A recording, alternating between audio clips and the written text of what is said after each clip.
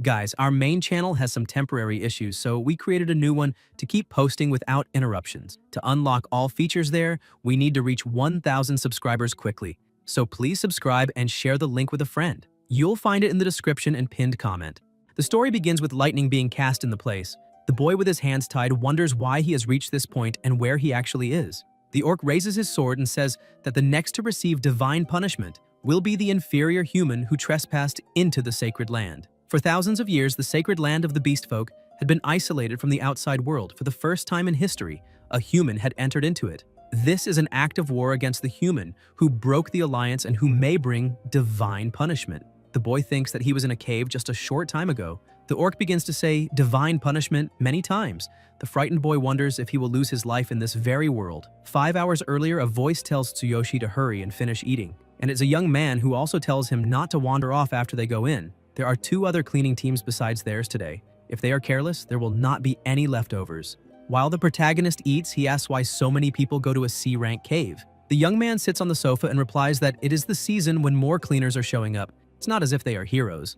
A voice calls them and tells them to get ready because the heroes are coming. Sui eats quickly and says he understood. They walk and a voice says that even if it is just a C-rank cave, it still gives chills when getting closer. If a C-rank is like this, he cannot imagine the terror of an A or S-rank cave. They arrive in front of the portal and one of them finds it strange and says that there had been some darklings there. They go in. The warrior says he is lucky to get a reward so easily. He thinks they have done well. His partner at his side agrees. The cleaning assistants say that heroes are very cool and if they could become one, they could earn a lot of money. His partner tells him to stop being rebellious and reminds him that they became cleaners because they failed the awakening test. The cleaner thanks them for the hard work and asks if they can enter now. The warrior woman answers to go ahead. The protagonist is Tsuyoshi Tsukishiro, after the heroes subdued the darklings in the cave. Cleaners like them, commonly known as garbage collectors, come to collect the leftovers.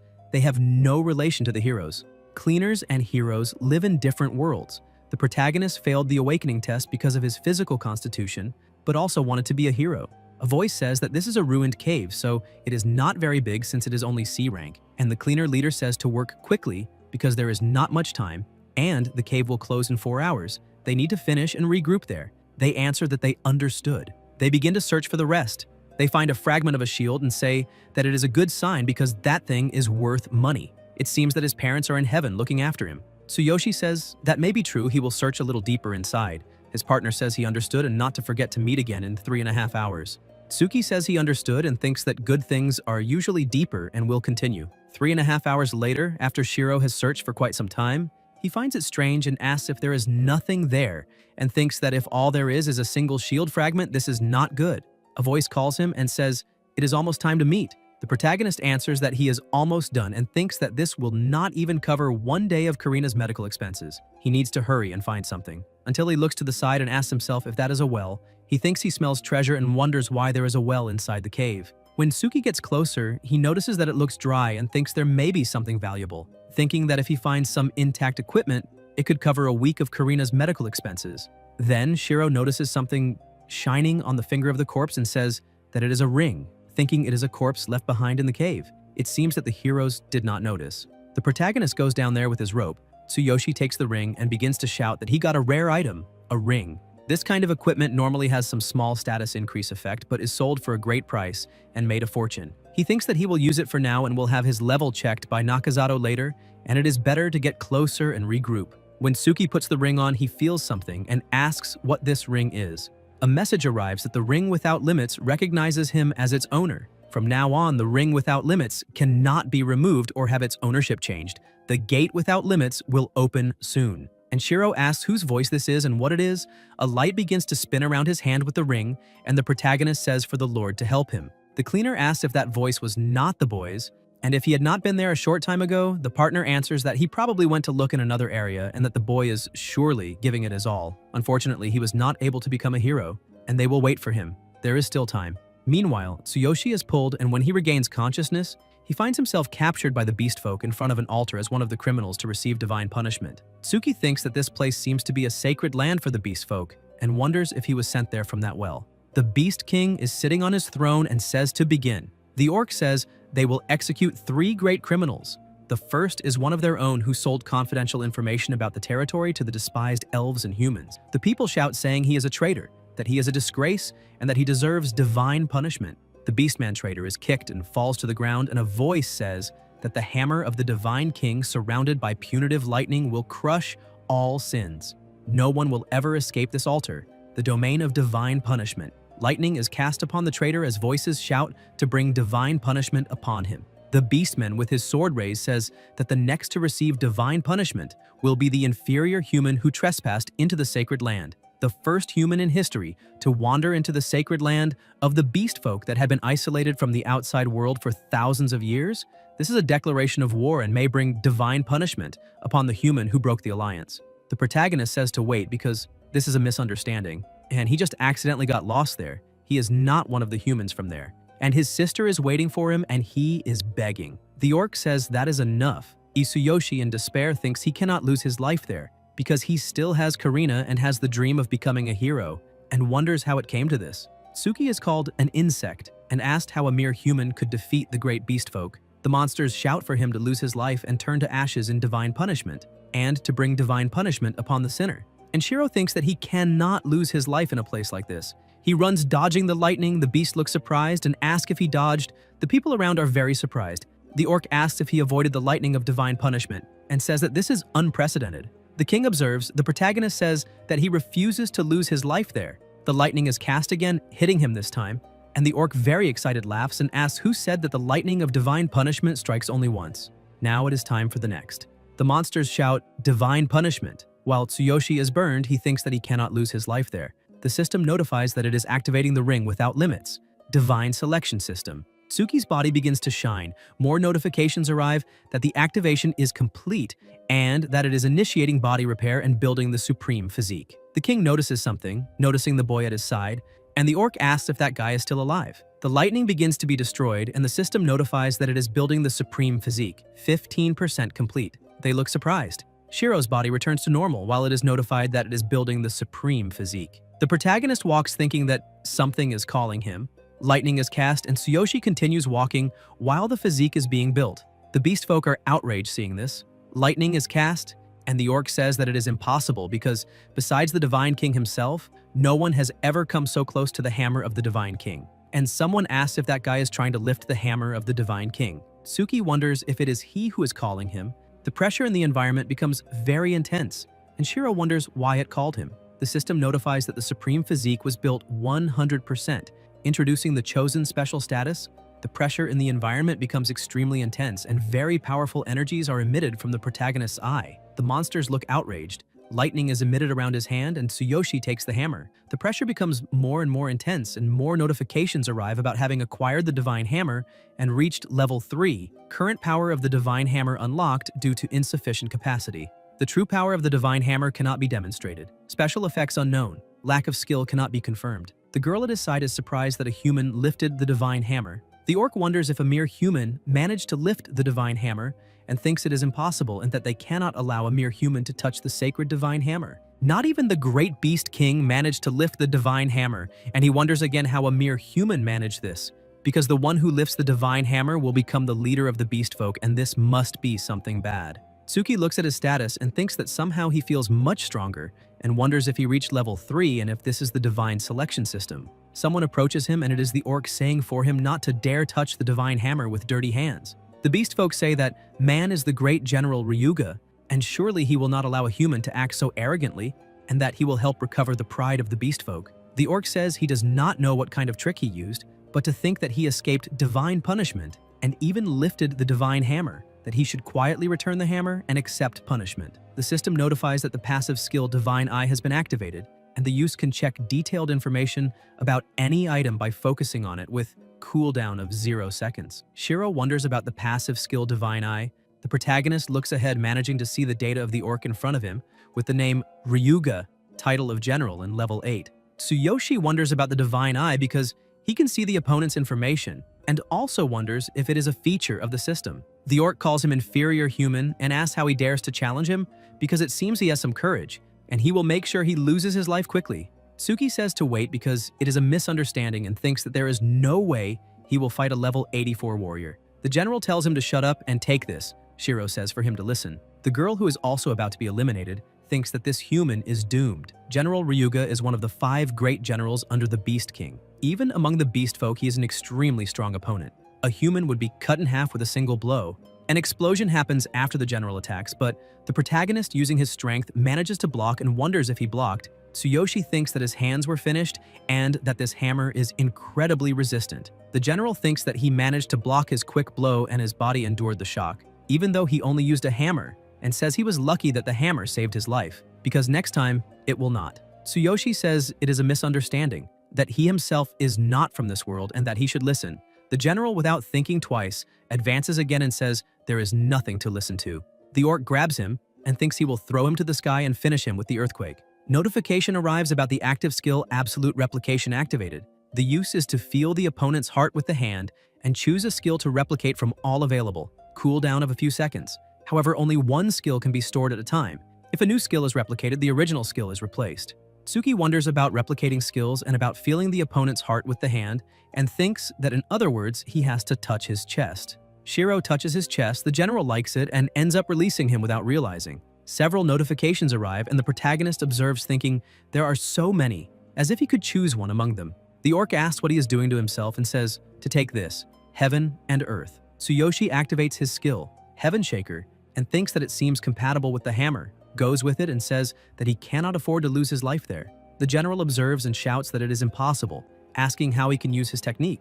Great impacts are caused, everyone looks surprised after the general is attacked. He also says that the control of power does not hurt at all and in fact is a little unpleasant. More notifications arrive that it may be level 3. No profession and inability to use weapon.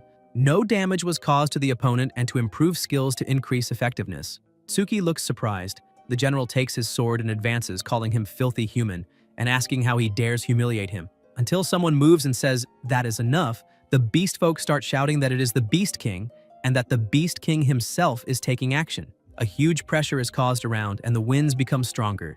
Smoke dissipates and the king is head lowered, kneeling on the ground. The monsters, extremely outraged, ask if the Beast King kneeled. The king says that it seems he really was chosen by the divine hammer and that this may be a sign from the gods. For hundreds and thousands of years, he's the first to be chosen by the hammer and tells his companions that no one ever managed to lift the divine hammer, and yet this human managed. The beast folk watch and the king says that if he really is the future leader of the beast folk, then they should give him his time to grow.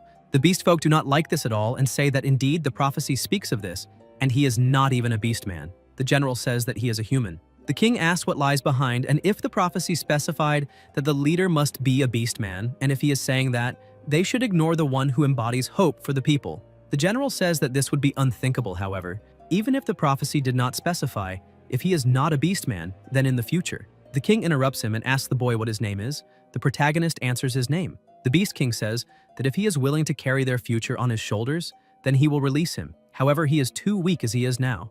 Within a year, he must gain strength and return there. At that time, they will see if he is worthy of being the leader. If he does not return in a year, he will use this mental mark to hunt him and eliminate him wherever he is. Thus his people will be satisfied, and he asks what his answer is.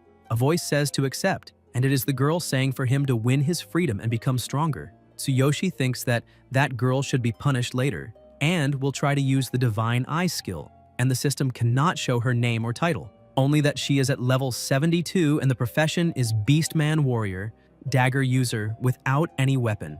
The girl says that it is better to be alive and not waste the miracle given by the gods. Tsuki wonders about level 72, and if she really could be a strong warrior and why she was marked as a criminal. Shiro smiles and thanks, and thinks that indeed, as she said, this is a miracle. There is no time for hesitation. First, he needs to survive. After that, he can find a way back to his original world, and he says that he accepts his offer. However, he has a condition. The king asks about the condition. The protagonist says that she goes with him. The girl asks about herself, and Tsuyoshi thinks that now they are balanced. No debts. Then Tsuki is leaning against the wall, thinking about that voice he heard at that time.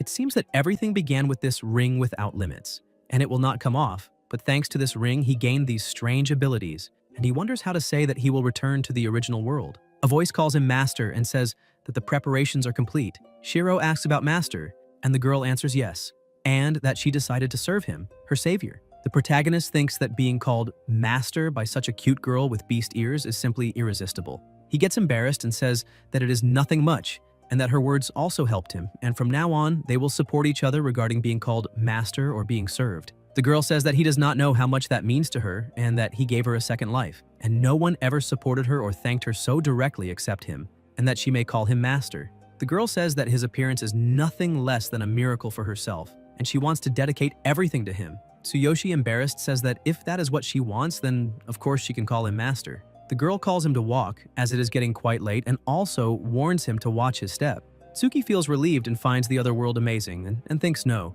and asks himself what he's thinking since Karina is waiting for him.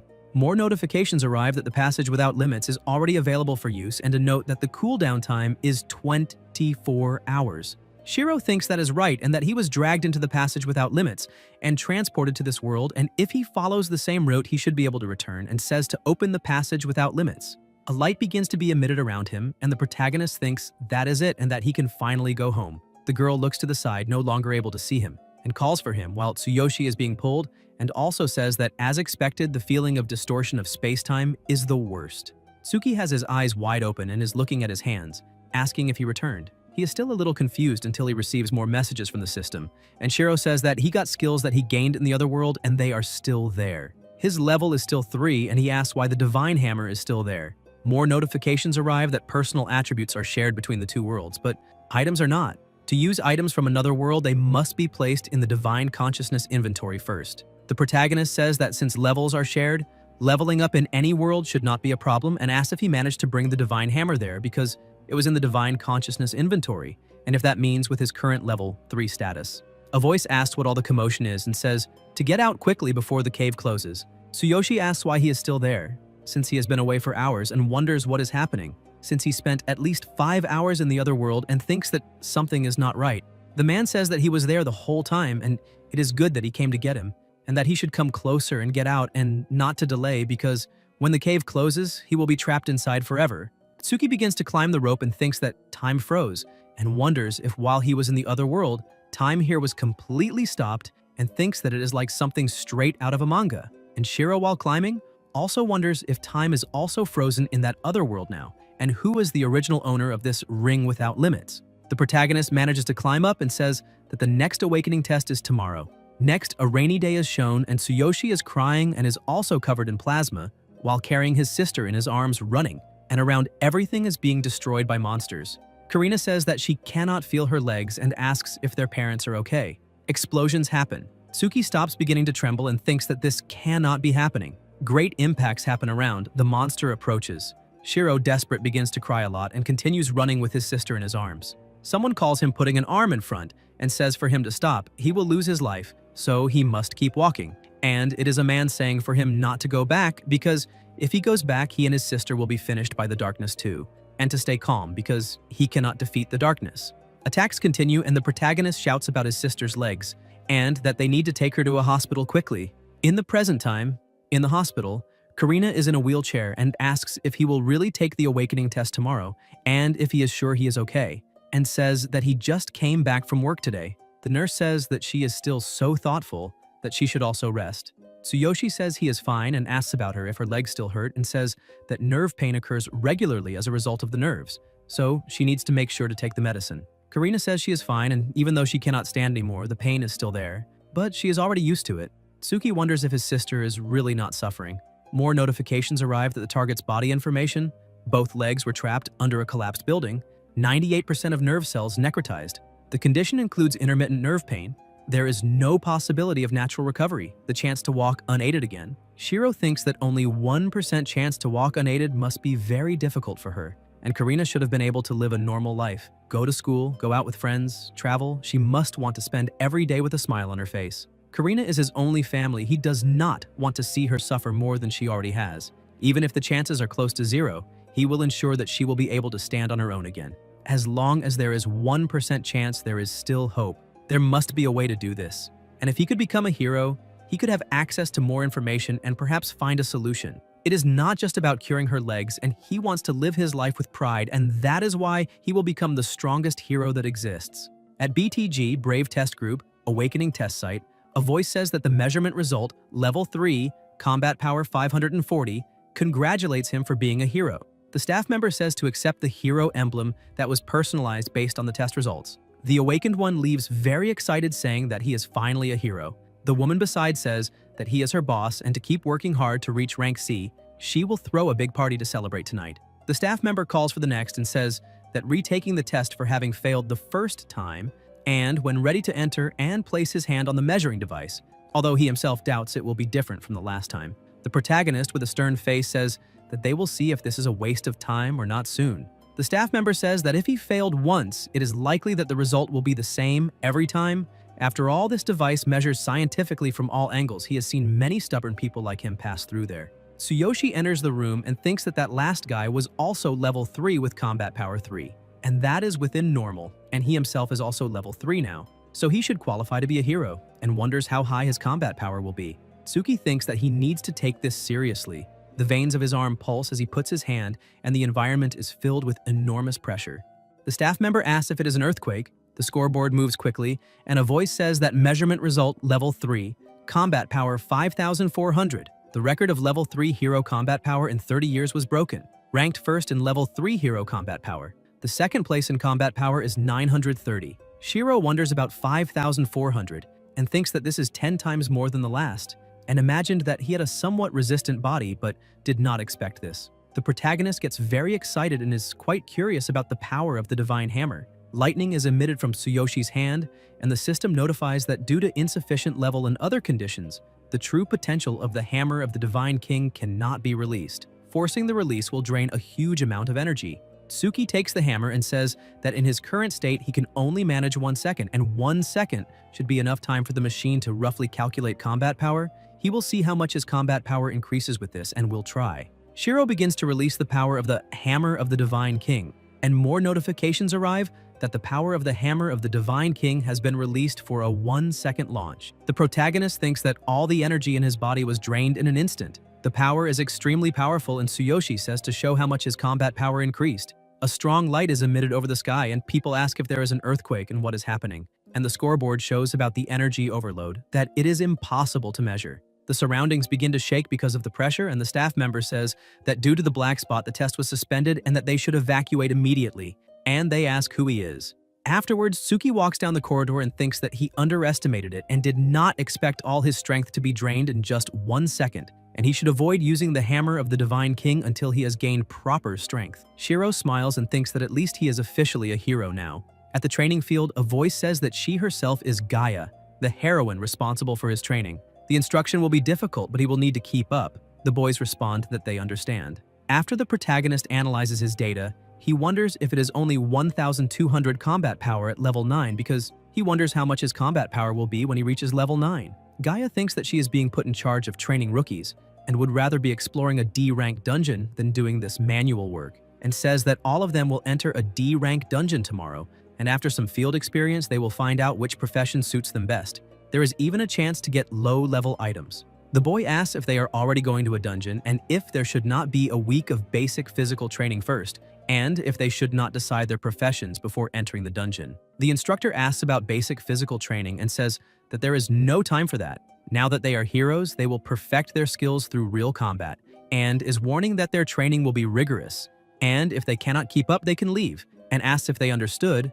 They respond yes. Tsuyoshi thinks that this is just him venting his frustration, and in the end, a hero is still human. Tsuki remembers the girl from before, and thinks that after all, there is a level 72 beast waiting for him. As soon as the cooldown time of the Boundless Passage ends, he will return to the other world. Later in his apartment on television, the reporter is saying that due to the earthquake around 7 p.m. today, a power outage affected some areas of the city. Fortunately, no injuries were reported in the earthquake. Shiro thinks that it is fine, and now that the cooldown time of the passage has ended, it is time to return to the other world. He thinks that he will get stronger there, and choose his profession, and gather all the equipment he needs.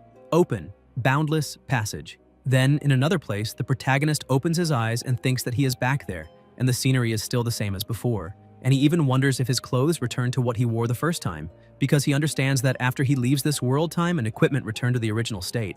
The girl approaches and asks if there is any problem. Tsuyoshi thinks that he almost forgot about her and says that it is nothing, and anyway, they will start leveling up, and that she can show the way. The girl says that she is glad to see that he is eager. Tsuki says that there is a nest of level 3 goblins nearby and asks what she thinks of practicing there first. The girl says that even if they are level 3, those goblins are scary, cunning, and numerous, so he must stay vigilant. Shiro thinks that if they are cunning, it is she who needs to be careful. Goblins now are starting to feel like a real fantasy world, and he is excited to see what kind of effects the divine selection system will have, and says that it is decided the first target is the goblins. Then the two are hiding behind the bushes, and the girl says to be careful not to wake the goblin sentries. The protagonist says that she is level 72 and should be able to defeat them easily, and thinks that her combat power is 630,000, and that is impressive as expected of level 72. The girl asks how he knows her level. Tsuyoshi says that he is not her master for nothing, and asks if she could show how a high-level hero fights. The girl says that if she fights alongside him, he will not gain experience points and the level difference is too great. Tsuki asks if there are such rules and says that he wanted to see her in action. The girl asks in action and says that he is releasing her. But if he insists she will try, she is not sure how much it will help, but that he can observe carefully. The girl gets into attack position and cuts the opponent in half with just one strike. Shiro says that this is the move of a level 72 warrior, and it is so cool. The girl says that he is very kind and always gives his best even against low-level opponents. Hopes it was useful. The excited protagonist asks if she could teach the technique she used before. The girl says that it is the instant strike, that it is a skill for high-level warriors, so it is not suitable for him now. Besides, she asks if he has not yet decided on a profession. Tsuyoshi says that if that is the case, he will also become a warrior. After all, he has her with him, and thinks that with a level 72 warrior at his side, it would be easier to replicate skills without worrying about class compatibility. But since he himself cannot use the hammer of the Divine King, he needs to find a substitute weapon. The system notifies about his profession of warrior. The girl holds his hand and says that he chose to become a warrior for himself and will make sure to be useful and will do her best to help him level up. First, they will gather some equipment for warriors. Tsuki gets embarrassed and thinks about this gentle world. A voice says that it is time for a shift change. The goblins advance to attack, saying that there is an intruder. Shiro says that it seems he will have to deal with those guys alone and that he can borrow a dagger, that there is something he wants to try. A notification is received that the equipped silver daggers are lent. The girl says that facing an enemy of the same level, head-on, is a bit. The protagonist gets into attack position and thinks that he has not yet fully tested the power of Heaven Shaker. They will be his guinea pigs. Tsuyoshi stares and advances, with the blade causing a huge impact. The girl watches and thinks that to defeat goblins of the same level in an instant, even a group of 6 would have difficulty against them. Tsuki manages to eliminate the opponents easily and says that this seems surprisingly easy and will eliminate the rest of those goblins, and thinks that the divine selection system is quite fascinating. He will reach level 4 by the end of the night. The system shows his status. The girl apologizes for the inconvenience and says to use this as a weapon for now. Shiro extends his hand and takes a staff, saying for her not to worry because even a goblin staff is not so bad. The girl says that they need to hurry and gather some basic equipment. The current equipment hardly offers any defense. The protagonist realizes something and thinks that indeed, without proper equipment, he himself would be completely vulnerable to attacks. He will not only need a weapon, but also armor. By the way, he researched a little about the Divine Consciousness inventory before. Unlike normal item storage, the items placed in the Divine Consciousness inventory can be used in both worlds. It is interesting. For now, there are only 2 slots, and the hammer occupies 1, so only 1 remains. Tsuyoshi keeps observing the system and thinking that it seems that as he trains and grows, the level increases. The Divine Consciousness inventory slots also expand, and he wonders how he can increase the slots. Because he cannot simply get rid of the hammer, having only 1 open slot is inconvenient. In both worlds, a complete set of equipment is divided into 5 parts. The girl asks if there is something on his face. Tsuki observes her limbs and thinks that girls with beast ears are really irresistible, and he would wonder what other types of races exist in this world and says to her that it is nothing. He was just checking if she is still following him. The girl notices something and draws her weapon immediately, saying that there is something behind him. The level 4 goblins advance to attack. The girl in attack position says that the goblins get stronger as they advance and he needs to stay alert. Shiro asks if that means that the experience points gained will also increase. He advances and tells his partner not to interfere because otherwise he will not gain experience. The goblin calls him a reckless idiot. The protagonist advances and attacks without stopping, managing to eliminate them easily with his incredible strength. The system shows his data, and the experience is increasing. And Tsuyoshi says that the higher the level of the enemy, the more experience he gains. But this weapon is too fragile. The girl watches him and thinks that his potential has an incredible explosive power, and that strike with the wooden staff showed a strength that should not be possible at the master's level. Defeating 3 enemies at once in an instant, despite the level difference, that is master for her. As they went deeper, the number of goblins increased and the levels rose. However, the master's explosive power made the numbers irrelevant. Tsuki says that the skill is good, but the weapon is trash, and that is already the 6th. Shiro thinks that he never expected the experience bonuses in this world to be so great, and he is getting stronger much faster than expected. When he worked as a cleaner, the heroes used to complain that the experience from level 3 and 4 kobolds barely added up to 10 if they did not enter dungeons repeatedly. Leveling up would be a distant dream, moreover. In the original world, the Heroes Alliance requires forming a group to enter dungeons. The experience is divided equally, making it inefficient. And he remembers before when they said that everything was taken by the guild, leaving them with nothing. Maybe they should join the guild too. The partners said that all the dungeons were being contested and asked when they would level up. In the present time, the protagonist thinks that in this world he can backpack all the experience.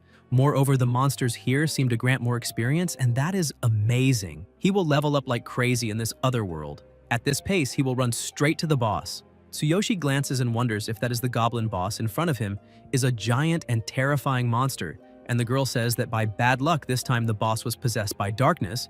Tsuki wonders about the darkness, and if there is darkness in this world too, because in the original world there are also lurking darkness dungeons, and he wonders if it could be the same entity. Shiro also thinks that those dark goblins look like the one that killed his father and mother, and wonders if it could really be the same thing. The girl explains that enemies possessed by darkness are formidable. The boss there is level 6, but once possessed by darkness, the strength becomes exponentially greater, and says that darkness possesses not only a terrifying power, but its very existence is shrouded in mystery. That is why she will deal with this boss alone. The protagonist says no and thinks that he does not know what the connection of darkness with the different is, but he will eliminate all of them, those who killed his parents. Tsuyoshi advances attacking, using his techniques, and with much anger on his face, thinks that he ruined his sister's life. Tsuki attacks, but the monster counterattacks and throws him far. Shiro falls to the ground, badly injured. The monster opens its mouth, releasing its huge tongue.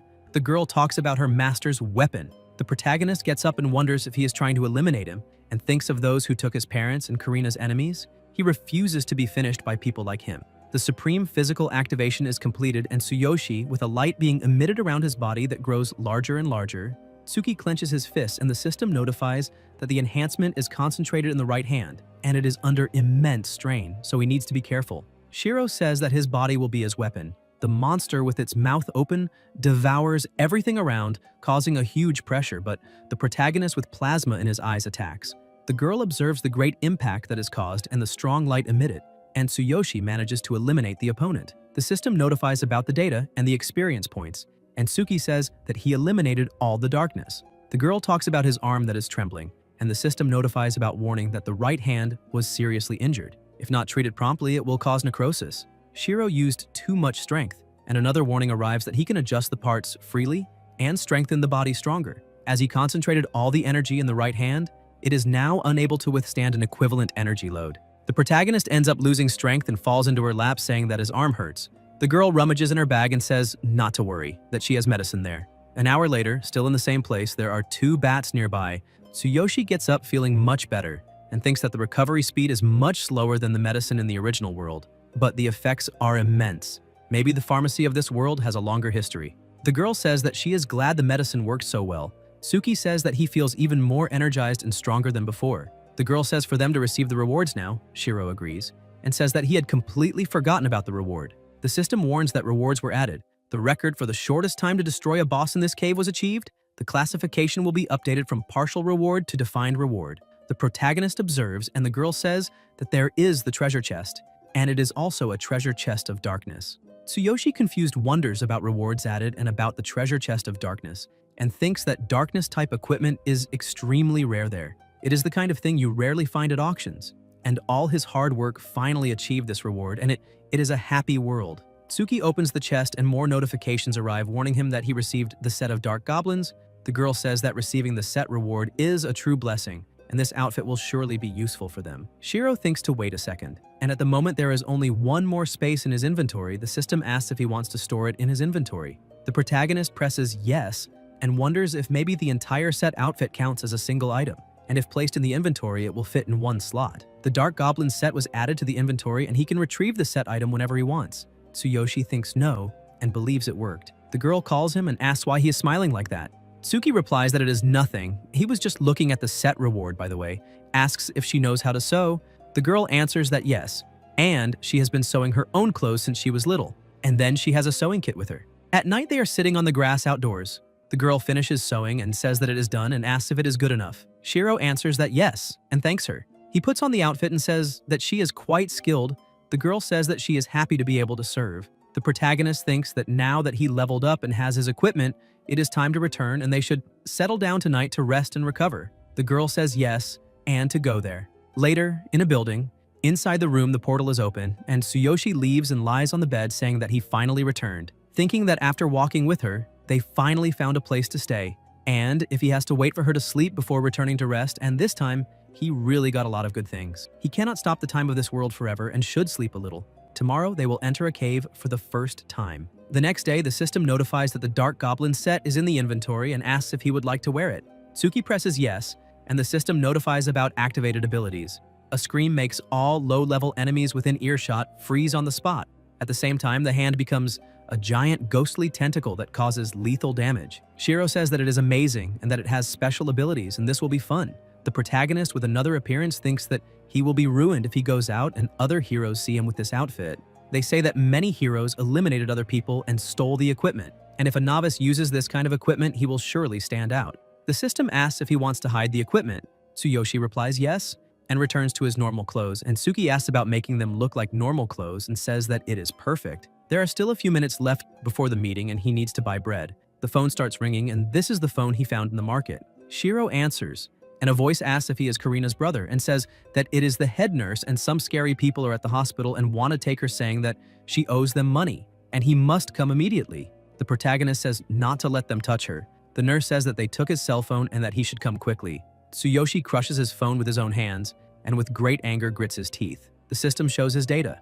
In the hospital, a desperate voice says to wait for her brother and to stop because this is terrible, and for them not to touch her and asks what they want from her. The thug says that she cannot have the slightest idea, but he has the reasons to take her away. If the brother borrowed money and did not pay within the agreed time, then they will take her according to the contract. The thug next to him thinks that the only reason he lent money to that idiot was because the young boss liked her. Such a pretty girl would be worth a lot on the black market, and the fact that she cannot walk also pleases the risks. He did some tricks when they made deals, but the idiot did not notice.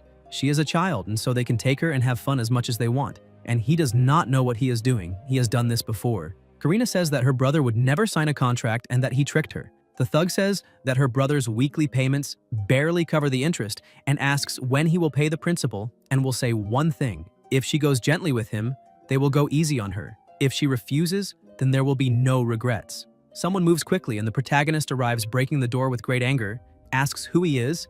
The thugs immediately look in his direction and Karina calls for her brother. The thug says to Look, who finally decided to show up, and asks why he is so angry, and if this was not what they agreed on, and says that in any case, he will not need a crippled sister like her. Tsuyoshi, without thinking twice, hits him, knocking a tooth out of his mouth, and then hits him again. The system notifies that the strongest part of the body is the leg that was strengthened, and the movement speed increased. The thug falls to the ground and his henchman approaches, about to strike. Tsuki, with energy being released from his eyes, blocks the attack, deforming his arm. The henchman falls to the ground with his arm deformed and screaming in pain, and the thug, gritting his teeth, says that no one has ever defied him. The thug draws his weapon and talks about challenging the Blue Snake team. This is the first time, and that he can simply be eliminated. The bullet is fired. Karina, worried, shouts no. The bullet approaches him and Shiro catches it with his hand. His sister is surprised and the thug is outraged, along with his henchman asking if he just caught the bullet with his bare hands. The system notifies that now the strongest part of the body is the hands, which cannot be hurt by ordinary weapons. And the protagonist says that now he is a hero. The three, very scared, ask about Hiro. In the corridor, the nurse guides the police and says that some loan sharks came to threaten a patient and her brother.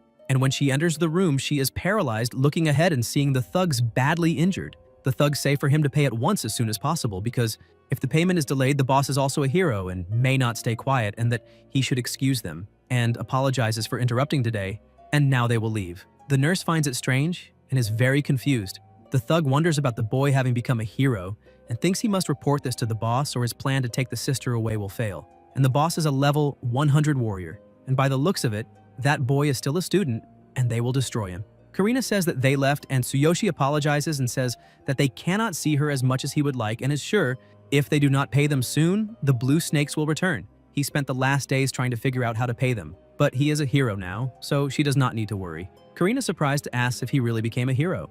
Tsuki replies that yes, but he is still a trainee now. He will be officially recognized as soon as he goes to the cave today.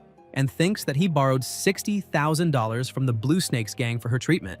And if he were to earn money steadily in this world, it would take a long time. Even if he became an official hero, the only solution is to sell all the hero equipment. The cooldown for the Boundless Passage ends at night and he will finally be an official hero.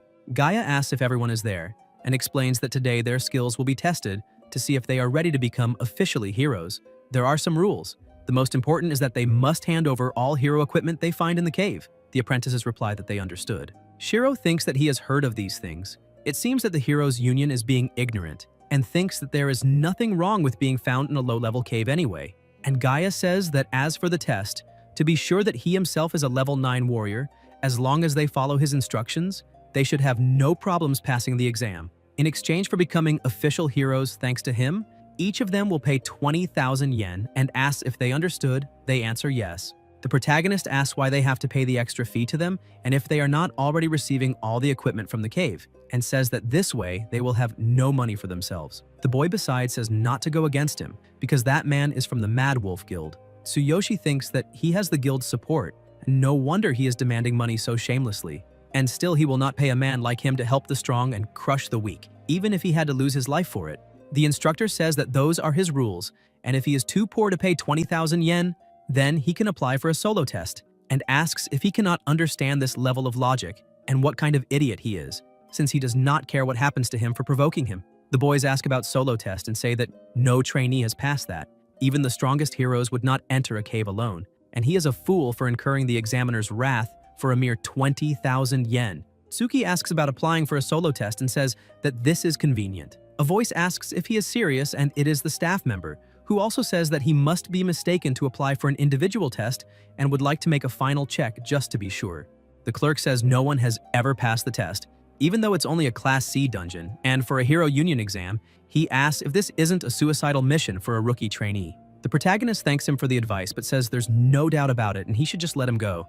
The clerk says he's going to enter now and thinks this is madness. The system notifies the test confirmation, and trainee Tsuyoshi confirms for the solo test. Forest Information Class C, recommended number of participants 5 or more, recommended average combat power. Tsuki says he has only seen dungeons after the heroes had already cleared out the darkness, and wonders if this is what an original dungeon looks like. Suddenly, a beast approaches from behind and strikes him. Shiro turns back, energy swirling around his body and eyes, asking if that was a surprise attack, and declares that this level of power won't hurt him. The goblin looks confused, and after striking it, the protagonist says that it's strong, but compared to his combat power of 6,400, it's nothing but dust. The beast is eliminated, and Tsuyoshi says he knew that the experience gained from enemies in the real world isn't even half of what their counterparts on the other side give, that it's no wonder heroes suffer from slow growth, and that one shouldn't avoid him but rather come directly at him. Several goblins appear, and Tsuki uses his skill to change his appearance, becoming even stronger, unleashing his immense power against all of them. Meanwhile, outside, the clerk notes that nearly an hour has passed, and if he has endured alone this long, he has already done more than enough. He wonders if this rookie fears nothing, since no one in their right mind would go through a test alone. The Union was already about to abolish this test, and in a few minutes, the rookie's obituary would be in the records. Then a voice announces that the solo test results are updated and Shiro has passed. The protagonist comes out covered in plasma and asks if there's somewhere nearby he can wash himself. On the other side, the portal opens and the instructor steps out with the apprentices, saying that if it weren't for him, they would have been wiped out long ago, and yet he managed to become a hero without even helping in the attacks. 20,000 is very cheap. One of them asks if he wasn't the one who said it was the teacher's order not to interfere.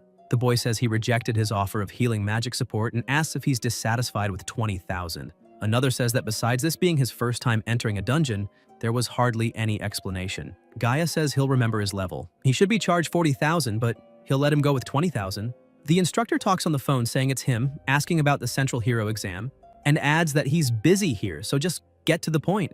Gaia then looks irritated, asking if that guy really passed the test and calls it nonsense. Later, the protagonist is washing his hands when someone approaches, asking if he really passed the solo test. It's the instructor who says he took a look, and at most he's a level 4 rookie, asking if he used some kind of high-quality items since no rookie has ever passed the solo test before. Tsuyoshi replies that just because it never happened before doesn't mean it's impossible. Maybe it was because of almost being charged 20,000. Gaia grabs him by the clothes, asking if he's mocking him, telling him to answer before he regrets it, and reveals that he is a member of the Lazy Wolf. Tsuki says that with level 9 and combat power of 1,200, It doesn't look like a significant guild. The instructor demands to know who he thinks he is and how he dares insult him. Gaia tries to strike him, but Shiro blocks and asks if he plans to beat him to death with his level 9 fists. The instructor looks surprised, thinking about his power and speed, unable to believe he's level 4. Gaia steps back, placing his hand on his back and secretly drawing a blade. The protagonist tells him to wait a minute. The instructor shows the dagger and asks what he's hiding. Gaia attacks with the dagger, but Tsuyoshi blocks using his Black Goblin Set technique, effect Supreme Physical Defense, and the dagger begins to shatter into pieces. The instructor, still shocked, asks if he's surprised, since he doesn't look like a kid, and insists he must be hiding some kind of equipment, surely high quality. Tsuki widens his eyes, realizing he accidentally revealed his skill, and thinks it would be very troublesome if the people of this world discovered his secret. Gaia smiles darkly, asking what he has, if he found it in the dungeon or stole it. Shiro feels relieved, saying he was scared and that if it weren't for that worn-out dagger, things could have gotten dangerous. Someone arrives apologizing for keeping him waiting. The clerk hands him something, saying it's for identity verification, and with this, he is now officially a hero. The protagonist says he understands and will be there now. The instructor stares at him from afar with a frightening expression. The clerk walks away, and Tsuyoshi thinks that, thanks to the system, his combat power is greater than a regular level 4, but facing high-level enemies is still quite troublesome. Later, in his room, Tsuki lies on the bed gazing out the window, thinking it seems he managed to divert Gaia's attention. There are no girls with tool-like ears in this world. His level is still low, so he must avoid attracting notice. In the corridor, 2 people walk, trying to stay discreet, and one of them asks if this is the place.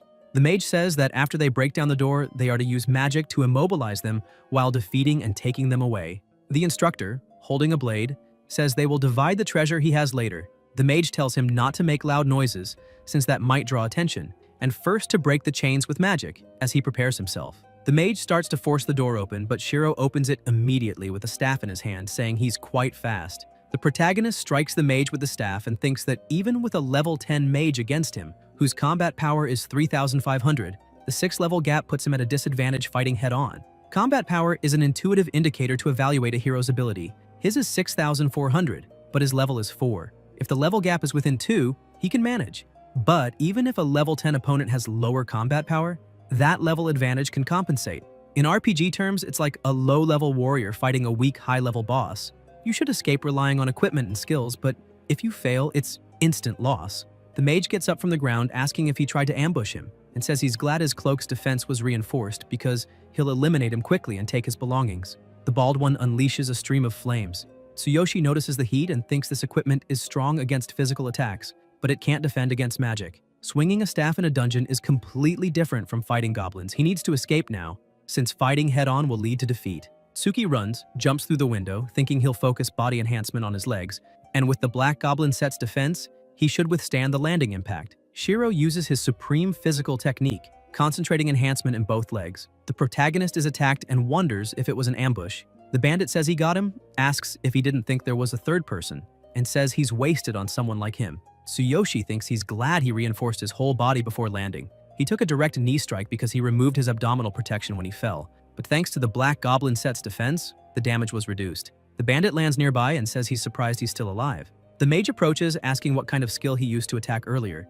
and how a rookie could do such a thing. Tsuki thinks that if they're trying to eliminate him, he's ready to do the same. Shiro activates his technique, changing his appearance and becoming stronger. The mage casts magic using action restriction, and the protagonist realizes his skill was interrupted. The mage says having such an ability at this level means he must have something valuable. The bandit says if they kill him, they'll split the loot. That must be the goal. The system notifies that the cooldown of the Ring of the Unlimited has ended, and the Path of the Unlimited can now be used. Tsuyoshi thinks salvation has come from the sky and that he can open the Path of the Unlimited. A great light is emitted. Tsuki is being pulled and says he'll remember this and all of them. He'll return stronger, and the real fight will be there. Shiro manages to escape, thinking that this time he needs to level up and learn new skills. He got carried away by his good equipment. Without the skills to support him, everything can be taken away. His destiny lies in his own hands. Then the protagonist feels embarrassed seeing the girl asleep beside him, thinking it's still time to rest there, and notices the scent of cherry blossoms. She always smells of those flowers.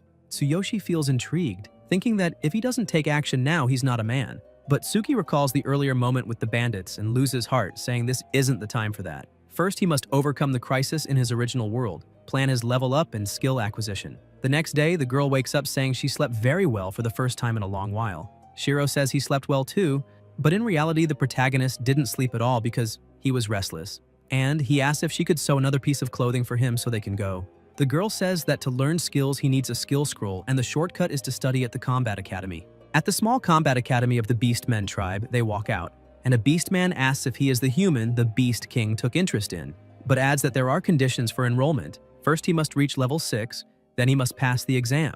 And since he is still level 4, it's far too early. Tsuyoshi says that's troublesome. The girl apologizes and says she has been training in the dungeon so long she didn't expect there to be such a requirement. Tsuki says it's fine, besides he needs to level up anyway, he'll come back later. The girl agrees and also says that in that case, he can raise his level in the nearby lower level dungeon until a voice calls him a filthy human and says the Beastmen did not acknowledge him. And if not for the king's words, he would have been torn to pieces.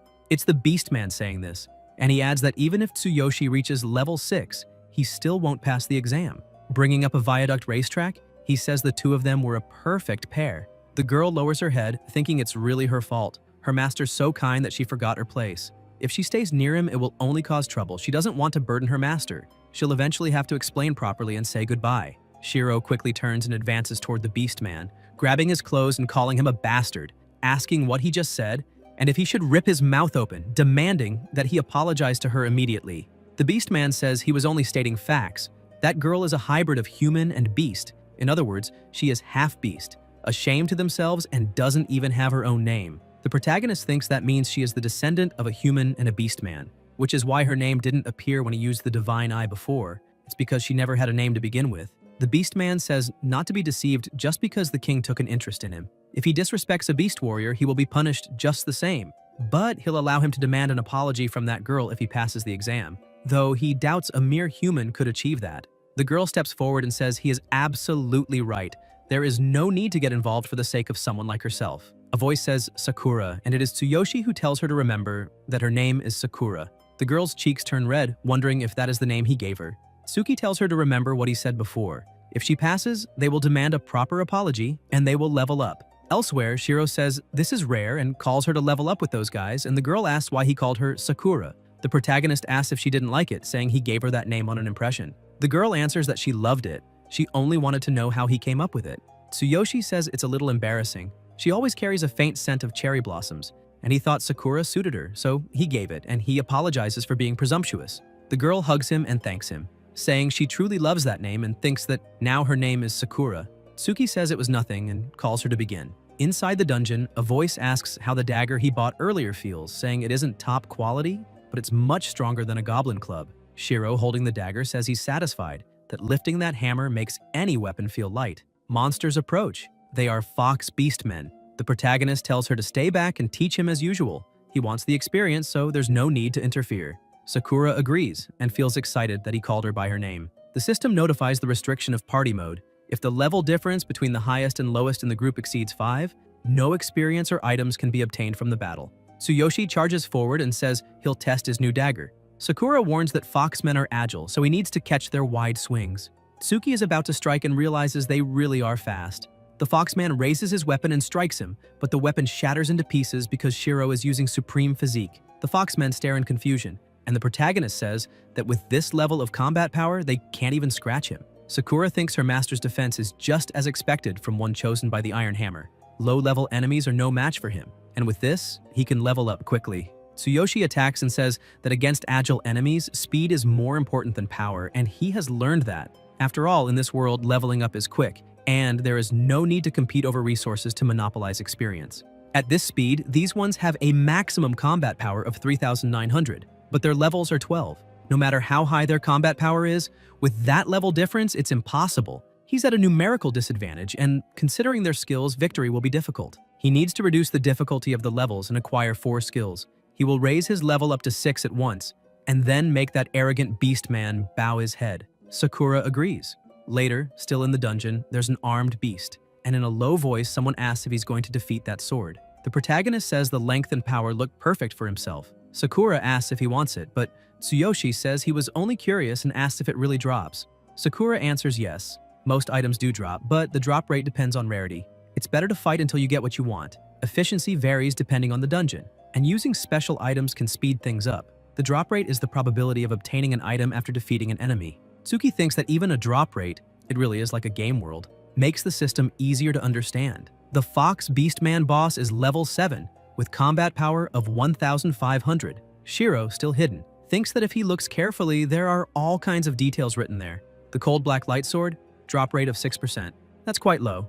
It looks difficult to get it even by level 6, which is a shame. It's perfect for him. Notifications arrive about the exchange system, needs detected, and the exchange system has been activated, allowing items to be exchanged under certain conditions. The protagonist wonders about an exchange system and also thinks there's still more to it he doesn't know. Currently, the only thing available for exchange is the high probability scroll. The system notifies that the high probability scroll increases the drop rate of all items by 30% for 1 minute. Tsuyoshi wonders about 114 and notices he can trade, questioning if it's one scroll for every 30 defeats. Tsuki thinks the number of defeated enemies seems cumulative across both worlds and wonders if trading 3 at once will raise the rate to 96%.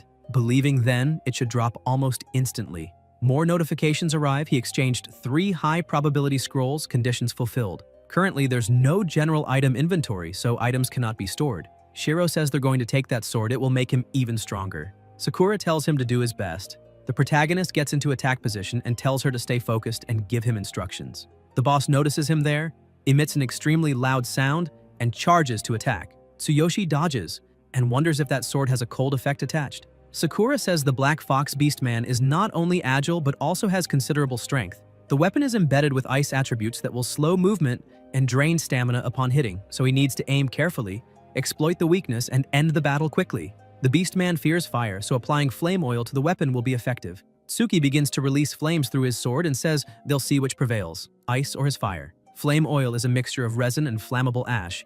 Applying it to weapons grants fire attributes, igniting upon contact with air without needing a spark, an essential item for adventurers. Shiro charges and demands the sword. Sakura says the Foxman's weak points are the armpits and neck. He needs to strike there. The protagonist says understood and attacks with his dagger, spraying plasma.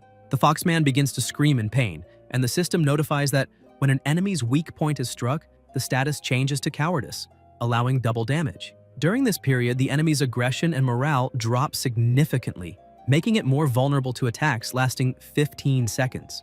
Tsuyoshi wonders if it has this kind of lifetime effect, finds it interesting, and says he'll take advantage of the opening. Sakura says that enemies in this state have weak points that are easier to identify, so he must be sure to dodge properly while looking for opportunities to attack. Tsuki replies that he understands and thanks her. The opponent tries to strike, Shiro dodges, and thinks that without her advice, he would have lost his life. The Foxman is exhausted. The protagonist asks if it's over and says now it's his turn. Sakura tells him to aim at the neck now. Supreme Physique is activated, concentrated in both arms.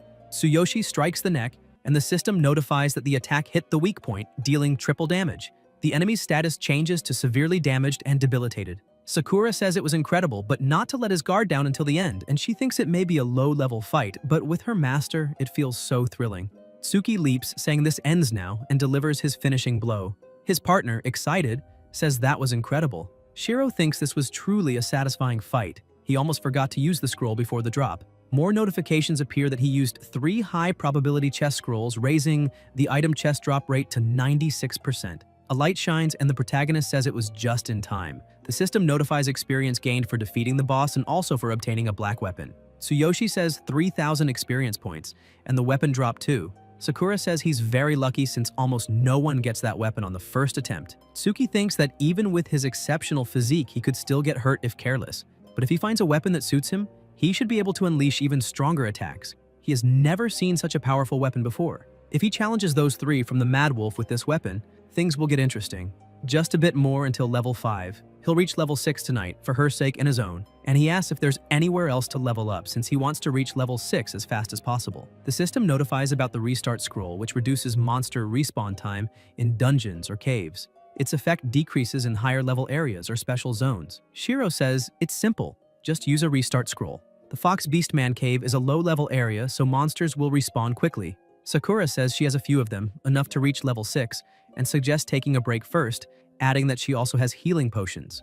The protagonist is impressed that she really has everything. Outside the cave, Sakura says this should be enough, and a notification comes that the restart scroll was used and the cave has reset. Tsuyoshi says he can't wait any longer. This cold black light sword is truly impressive. It can even slow enemies with its frost effect. Sakura says some weapons have special effects, and their strength varies, but she's sure he'll find even better weapons in the future. Tsuki thinks of powerful weapons, like the Hammer of the Divine King, a sacred weapon of the Beastmen, stored in the inventory of divine consciousness. But right now, even with supreme physique, he can only hold it for a second at most. If he could use it properly, he would be invincible. Later, in the second battle with the boss, Shiro asks if it's been feeling good. After defeating the minions, he reached level 5. He says he missed it, and Sakura wishes him good luck.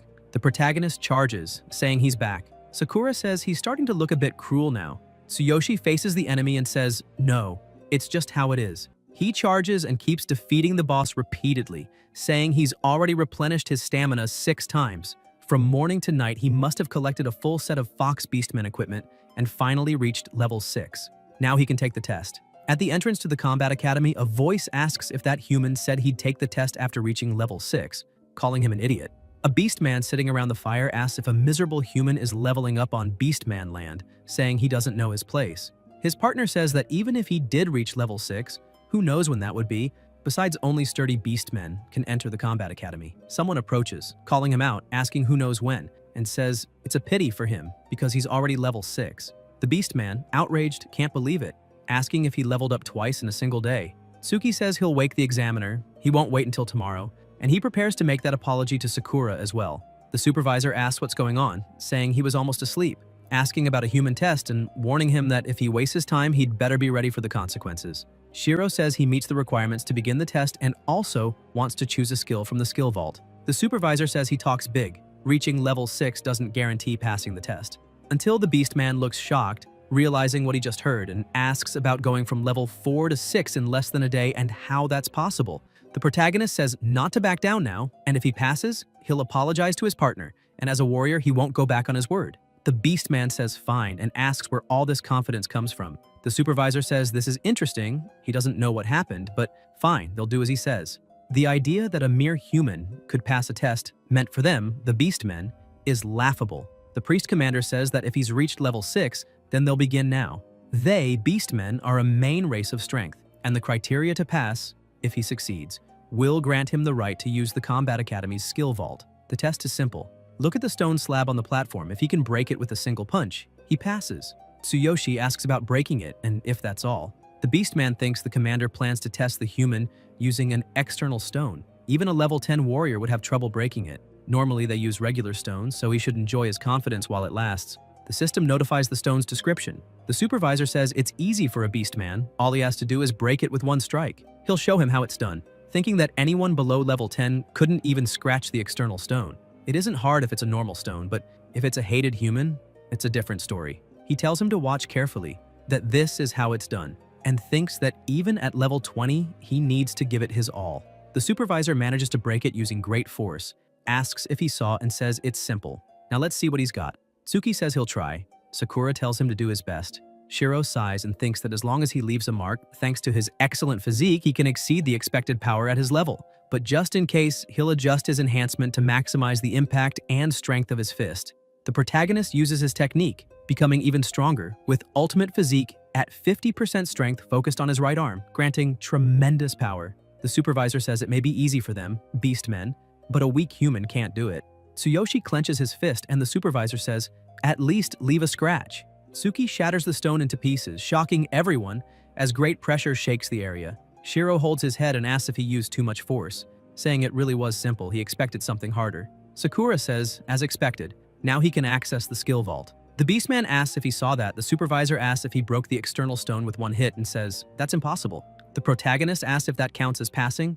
The supervisor answers, no, he failed. Because he wasn't looking when it happened, the crack must have been from his own earlier demonstration. Breaking the external stone doesn't count, which means he failed because he borrowed his power. Tsuyoshi asks what the plan for the test is now. The supervisor says they'll recommend the next one, the iron bar bending test. This test measures strength. The participant must bend an extremely tough iron bar, real steel that even a beast warrior needs explosive power to bend. Tsuki, with his supreme physique in both arms, easily bends the bar and asks what he thinks now. The furious supervisor responds no, he failed again because that bar wasn't for the test. With no choice, they'll use the most primitive method, arm wrestling. If he lasts 10 seconds against their strongest warrior, he passes. This time, the supervisor thinks, It won't be like before. Not even he himself could beat him. Shiro easily wins the match, and the wide-eyed supervisor asks if he didn't even last a second. The protagonist says he's completed 3 tests and passes this time. The embarrassed supervisor answers of course he passes, while a beast man mutters that this human is terrifying. Tsuyoshi pulls his partner forward and says, now as promised, he will apologize to her. The beast man says he will keep his word and apologizes for what he said before. Sakura, blushing, says she never expected this. She thought that kind of treatment was simply normal, and tells him not to worry about it. Tsuki says she doesn't need to be reserved. It's only fair that he apologizes. She should just accept it proudly. Sakura says she understands and accepts his apology. At the entrance to the skill vault, a voice says he can only take 1 skill scroll each time he enters. Shiro asks if it's only 1 at a time and says that's ridiculous. The supervisor asks if he thought he could just take whatever he wanted, explaining that the Combat Academy has strict rules. Once inside, he'll have 3 minutes to find a skill scroll he prefers. If he breaks the scroll's seal within that time, it becomes his. If the time runs out, he'll be forcibly expelled by the rules and won't be able to enter again for a while. The protagonist asks about the time limit, the seal, and being expelled by rules. What does this mean? The supervisor explains that the Combat Academy is a significant place representing the region, and to protect the vault, high-level sorcerers or mages were invited to place seals and barriers. The protagonist says this looks more complicated than he expected. Sakura answers that's how it is, and she's heard of even stricter conditions in higher-level combat academies. The door opens and the supervisor says if he understands, then he can enter. They shouldn't even think about stealing a skill or the barrier will expel him immediately. He has 3 minutes to choose a scroll and leave. However, the 3-minute countdown starts right away, and Tsuyoshi is impressed, saying he understands why they need magic to protect this place. With so many skill scrolls, even he would be tempted to steal a few. Tsuki removes his equipment since it's more comfortable wearing just a shirt. Sakura says this is her first time entering the skill vault and each scroll is sealed, so she can't see what they are.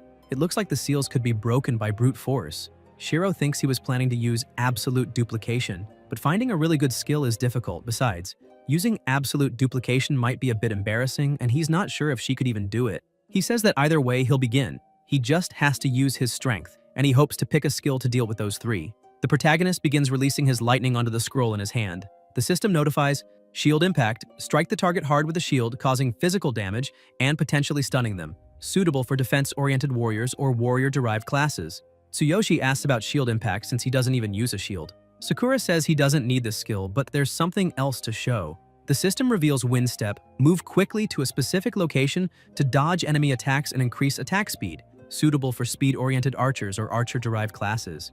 Tsuki asks about an archer and says that's not her style. The system also shows war cry, unleash a roar to inspire yourself and nearby allies, raising attack and defense, suitable for command-type warriors or warrior-derived classes. Sakura says war cry is a support skill commonly used by warriors. Shiro says to pass and keep looking. Time left, 2 minutes.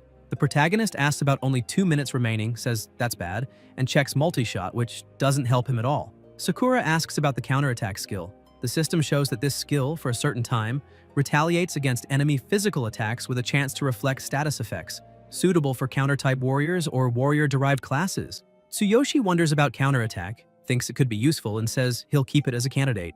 Tsuki continues scanning through skills, frenzied sweep, charm, awakening, but none interest him. Sakura says none of these seem right for him. Time left, 1 minute. Shiro thinks 1 minute left is bad, he's being inefficient. It seems he can check inside the scrolls by breaking their seals, and at this point, he'll have to use brute force. He says she has stamina potions and energy potions in her bag. He might need them later, and tells her to step back and hide behind something sturdy. Sakura replies yes. The protagonist crouches while releasing lightning. The supervisor notices something, and the beastmen outside ask what's happening. Tsuyoshi says he's going to break all the seals at once. Sakura thinks even she is impressed by her master's intensity. More notifications appear due to insufficient level and conditions. He cannot fully release the power of the Divine King's hammer. Forcing the release will consume vast amounts of energy, lasting only for the duration of release. Tsuki keeps releasing lightning, saying 1 second is all he needs. A great energy is unleashed from the sky. The astonished supervisor asks if this is human power. Meanwhile, inside, Shiro continues unleashing his power, and Sakura thinks she wouldn't have believed such a terrifying presence if she hadn't seen it with her own eyes. The system notifies, Divine King's hammer activated. The protagonist slams his hand on the ground as lightning bursts out, saying he'll break all the seals on these scrolls at once. Outside, the supervisor stares, impressed by the extremely bright light being emitted. Tsuyoshi continues on the ground, unleashing his incredible and overwhelming power.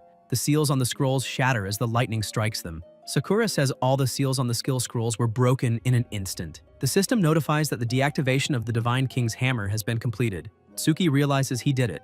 The time remaining is 50 seconds. Shiro thinks the scroll information is pouring in, while Sakura realizes the invisible information flooding in is so massive it distorts space. If he perceives so much at once, his brain won't be able to handle it. She tells her master to wait. The protagonist feels his head splitting apart and thinks he saw everything, that he should be given the strongest skill, the one that suits him best.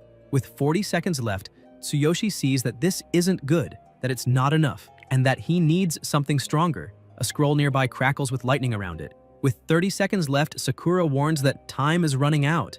Tsuki decides that since it caught his attention, that's the one, and tells her to grab the scroll on the lower shelf, third from the top in the farthest corridor. Sakura quickly moves, leaping, thinking lower shelf, third from the top, this must be it. She takes it and wonders if it's a fragmented scroll, as there must be some mistake. The system notifies fragmented scroll. These are scrolls missing parts for some reason. The user must collect the remaining fragments to complete it.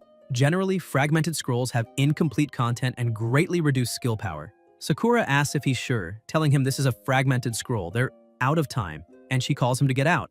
With only 10 seconds left, Shiro picks her up in his arms, saying he can last a little longer before leaving. Outside, the supervisor notes it's gone quiet. Only 5 seconds remain. Even if he hasn't found a scroll, when the time expires, he'll be sent out. The countdown begins. 3, 2. The door bursts open, unleashing immense pressure. The protagonist emerges carrying his partner and says he finished just in time. Sakura steps down from his arms, and the supervisor says he brought out a fragmented scroll. The system notifies combat magic. The user summons a powerful electric current that deals lightning damage. It circulates between 3 targets and is suitable for warriors and mages.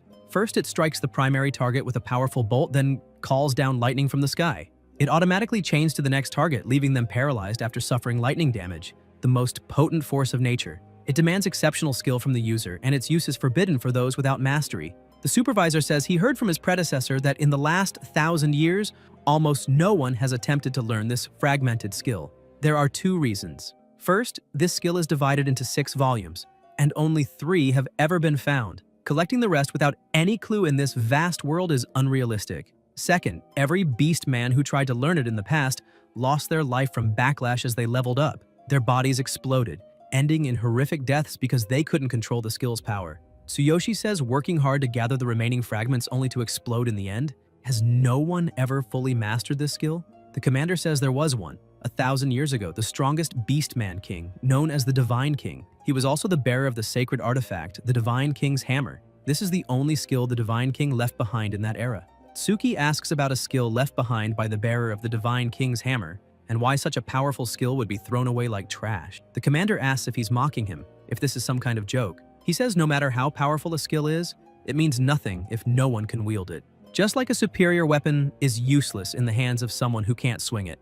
Although this skill was left behind by the great Divine King, few believe it still exists, for no one has mastered it in a millennium. Like the old glory of the Beastmen, it will never return. Shiro raises the scroll and says, so be it. It might be perfect for him, and calls his partner to leave. The commander says that fragment is just the beginning. Whether he can obtain the remaining fragments, whether he can master the skill completely, depends on his own strength and luck. Then he looks at her, asking if she's the half-beast who should have been executed. How she dares walk among beastmen, saying that human probably doesn't even know her true identity yet, and asking if she intends to sacrifice him as well. Sakura lowers her head and replies that it's none of his business. The commander watches her and says he'll see how far she can go.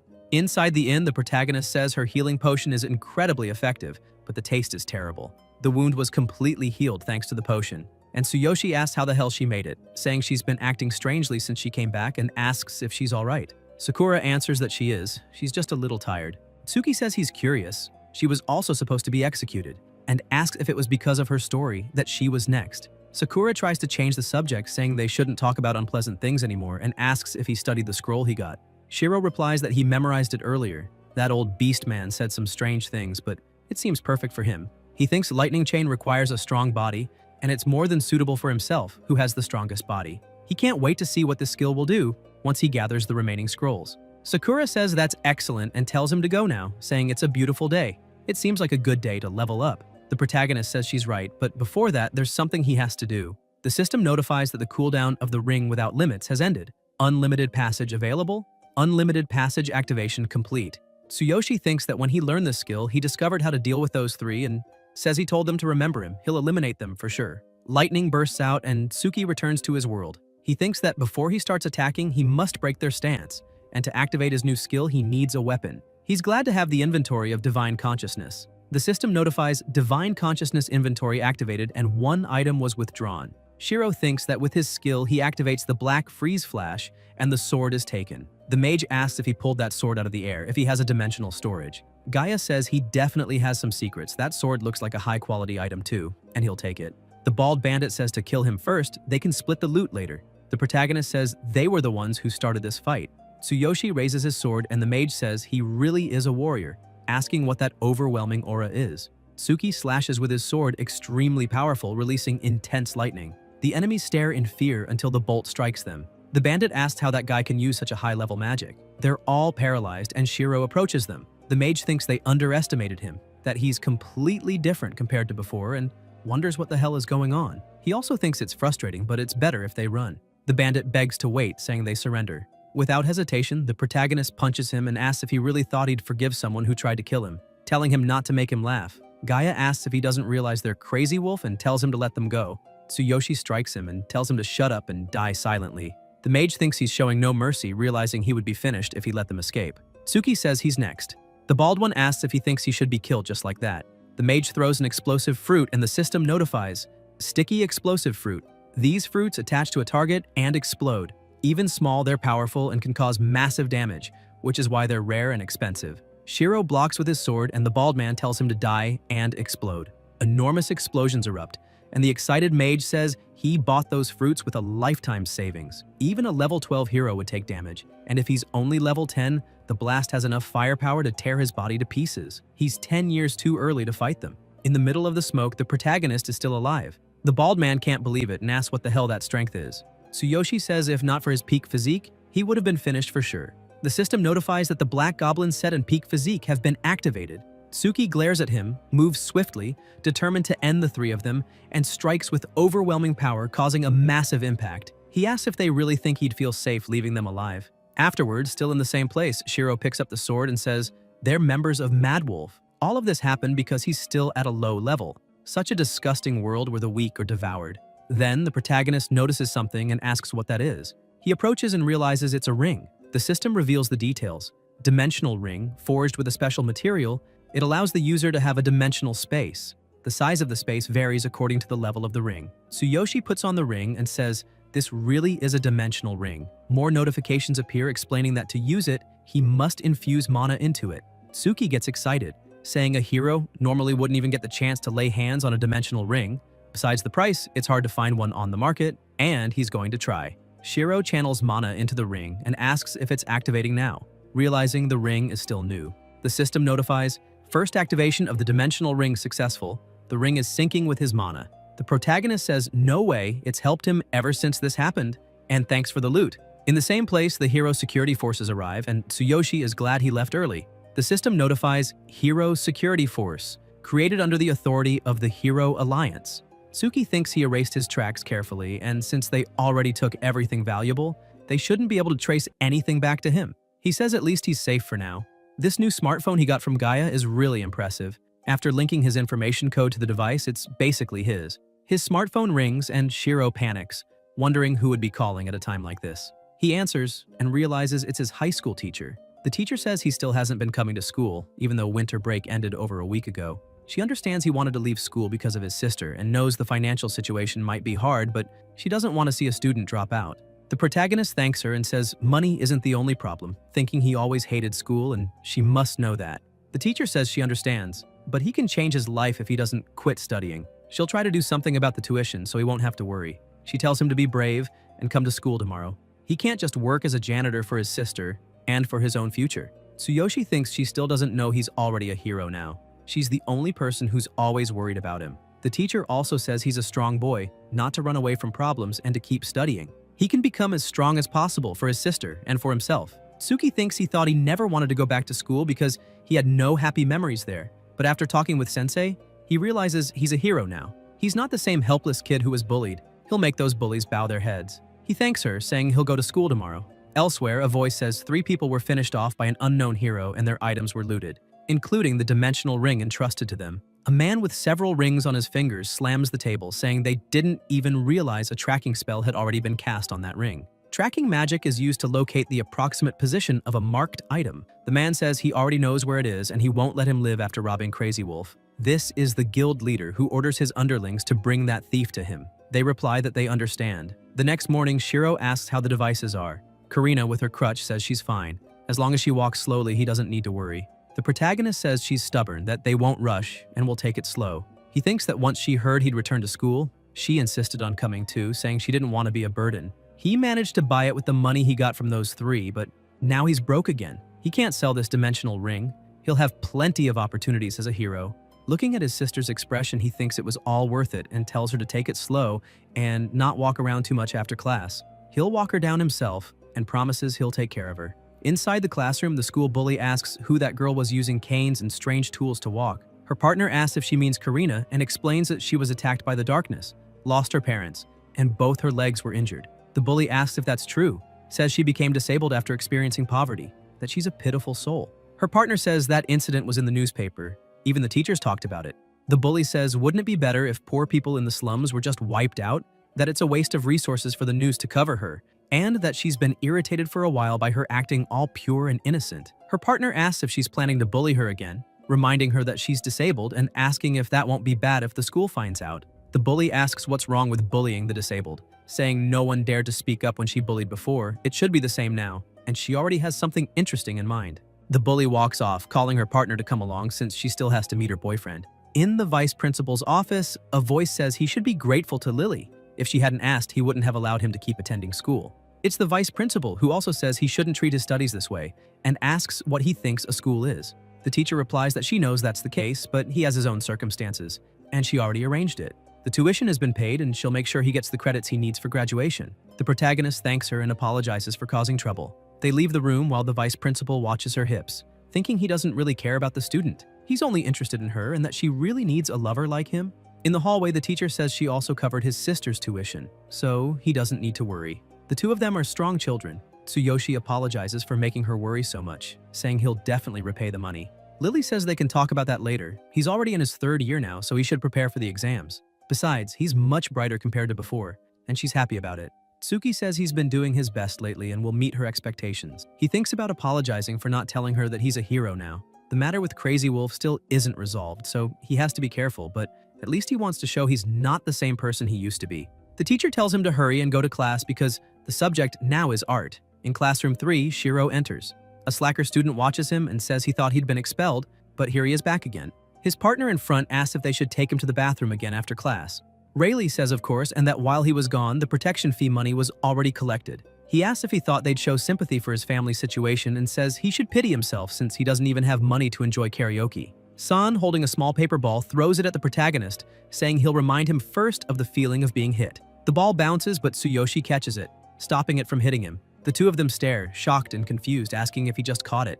Tsuki stays still until he turns and tells him to come to the bathroom later. Rayleigh asks if he heard right, saying he's actually inviting them to the bathroom. That bastard's getting bold just because he hasn't seen him in a while. He'll make him feel some pain. Then the bell rings. At the bathroom door, someone says San is using this one now and they should go elsewhere. Inside, Rayleigh says he was picking up trash after leaving school and asks if he became a janitor. Then asks about the protection fee. His partner says to hand over the money, or else. Shiro interrupts, asking, or else what? The pressure in the room grows tense. San tells him to stop joking, he'll beat him. The big one says they've been waiting for those words, while the other rolls up his sleeves, saying he's finished now. The protagonist grabs both their arms, thinking he's incredibly strong now, and wonders if he really got this powerful so fast. He doesn't even feel fear anymore. Before, he never had the courage to defend himself, but now he's different. Tsuyoshi activates his skill, Divine Eye activated, and sees the three are classless, with no combat power, not even a threat. They try to kick him, shouting to let them go, but Tsuki attacks first, knocking them to the ground. Rayleigh watches his partners fall, wondering what the hell is happening. Why that weakling suddenly seems like a completely different person. Then the boy at the door warns that the boss is coming and they should run. San helps his partners up, glaring furiously before leaving. Shiro thinks that look shows taking a kick wasn't enough, and he's glad he held back. If he had used peak physique along with those kicks, they'd already be finished. In another room, a voice says she'll cause more trouble and apologizes to Haru.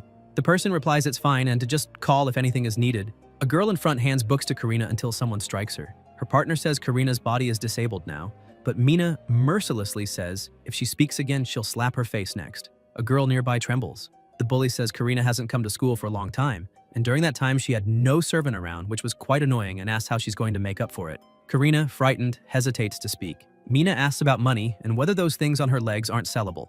Karina asks if she means the device and says no. Her older brother did everything he could to buy it for her, so it's very important to her. The two bullies stare without pity, and the ringleader asks if it's really that important to her, saying that without it, she can't even walk. Karina answers yes, it's important. Mina shoves her and leaves when she sees the teacher arriving, who says class is starting and they should return to their seats.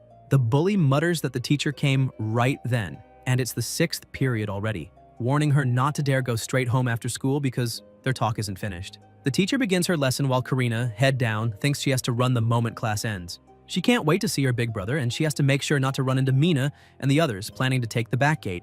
In her brother's classroom, Lily closes the book and says today's lesson ends here, reminding everyone to be careful on their way home. They stand up. The teacher asks Tsuyoshi if she may, and he says yes, asking if it's about class. Lily asks if he's gotten used to school again after being absent for so long and wonders if there's anything she can do to help him today. Tsuki says he's fine and thanks her. The teacher says she's glad that's the case, and instead of being afraid like before, he should be sure to tell her if he's bullied. Shiro says he's doing very well and thanks her. Lily says she's really happy he's adjusting back to school and reminds him again to say something if anything happens. He should go home now. The protagonist says goodbye to her until someone calls him. It's the bully from before, saying he wants to apologize for the bathroom incident and asks if they can talk somewhere else. Tsuyoshi asks where and the bully guides him, saying it's right there. He just wants to apologize in private. When they arrive, someone hidden jumps out with something in hand to strike him. Loud cracks sound and the bully tells his partner not to overdo it. The system notifies, skill activated. Tsuki breaks the wood in their hands. The one knocked to the ground asks if he stopped it. Shiro says he knew they were planning something shady, but didn't expect it to be this low. The protagonist kicks him again, then hits the others around him with his powerful strikes. The big guy collapses with foam at his mouth, and Tsuyoshi says he hasn't learned his lesson, their failures. Rayleigh charges with a club to strike him, and Tsuki says if this weren't at school, he'd be finished. San, holding the club raised, freezes. His hands won't move. He wonders if he's afraid of him. Shiro strikes him down, saying he's late to pick up his sister now, and that they're lucky the law of heroes forbids a hero from killing civilians. In the corridor toward the back gate, Karina walks slowly, exhausted, thinking she has to avoid the bully by taking the back gate. She'll circle back to the front afterward. When she reaches the stairs, she thinks it's still frightening to go down them, and tells herself to stay calm and take it slowly, until someone pushes her. Karina's belongings scatter and she falls hard to the ground. Mina says she fell, mocking her for thinking she could escape through the back gate, that they knew she'd come here, and they'll take those things off her legs. Karina, injured on the ground, begs them to stop, not to take her device. The bully asks if she realizes she won't escape easily if they remove that device themselves. At the front gate, the protagonist wonders why his sister hasn't arrived yet.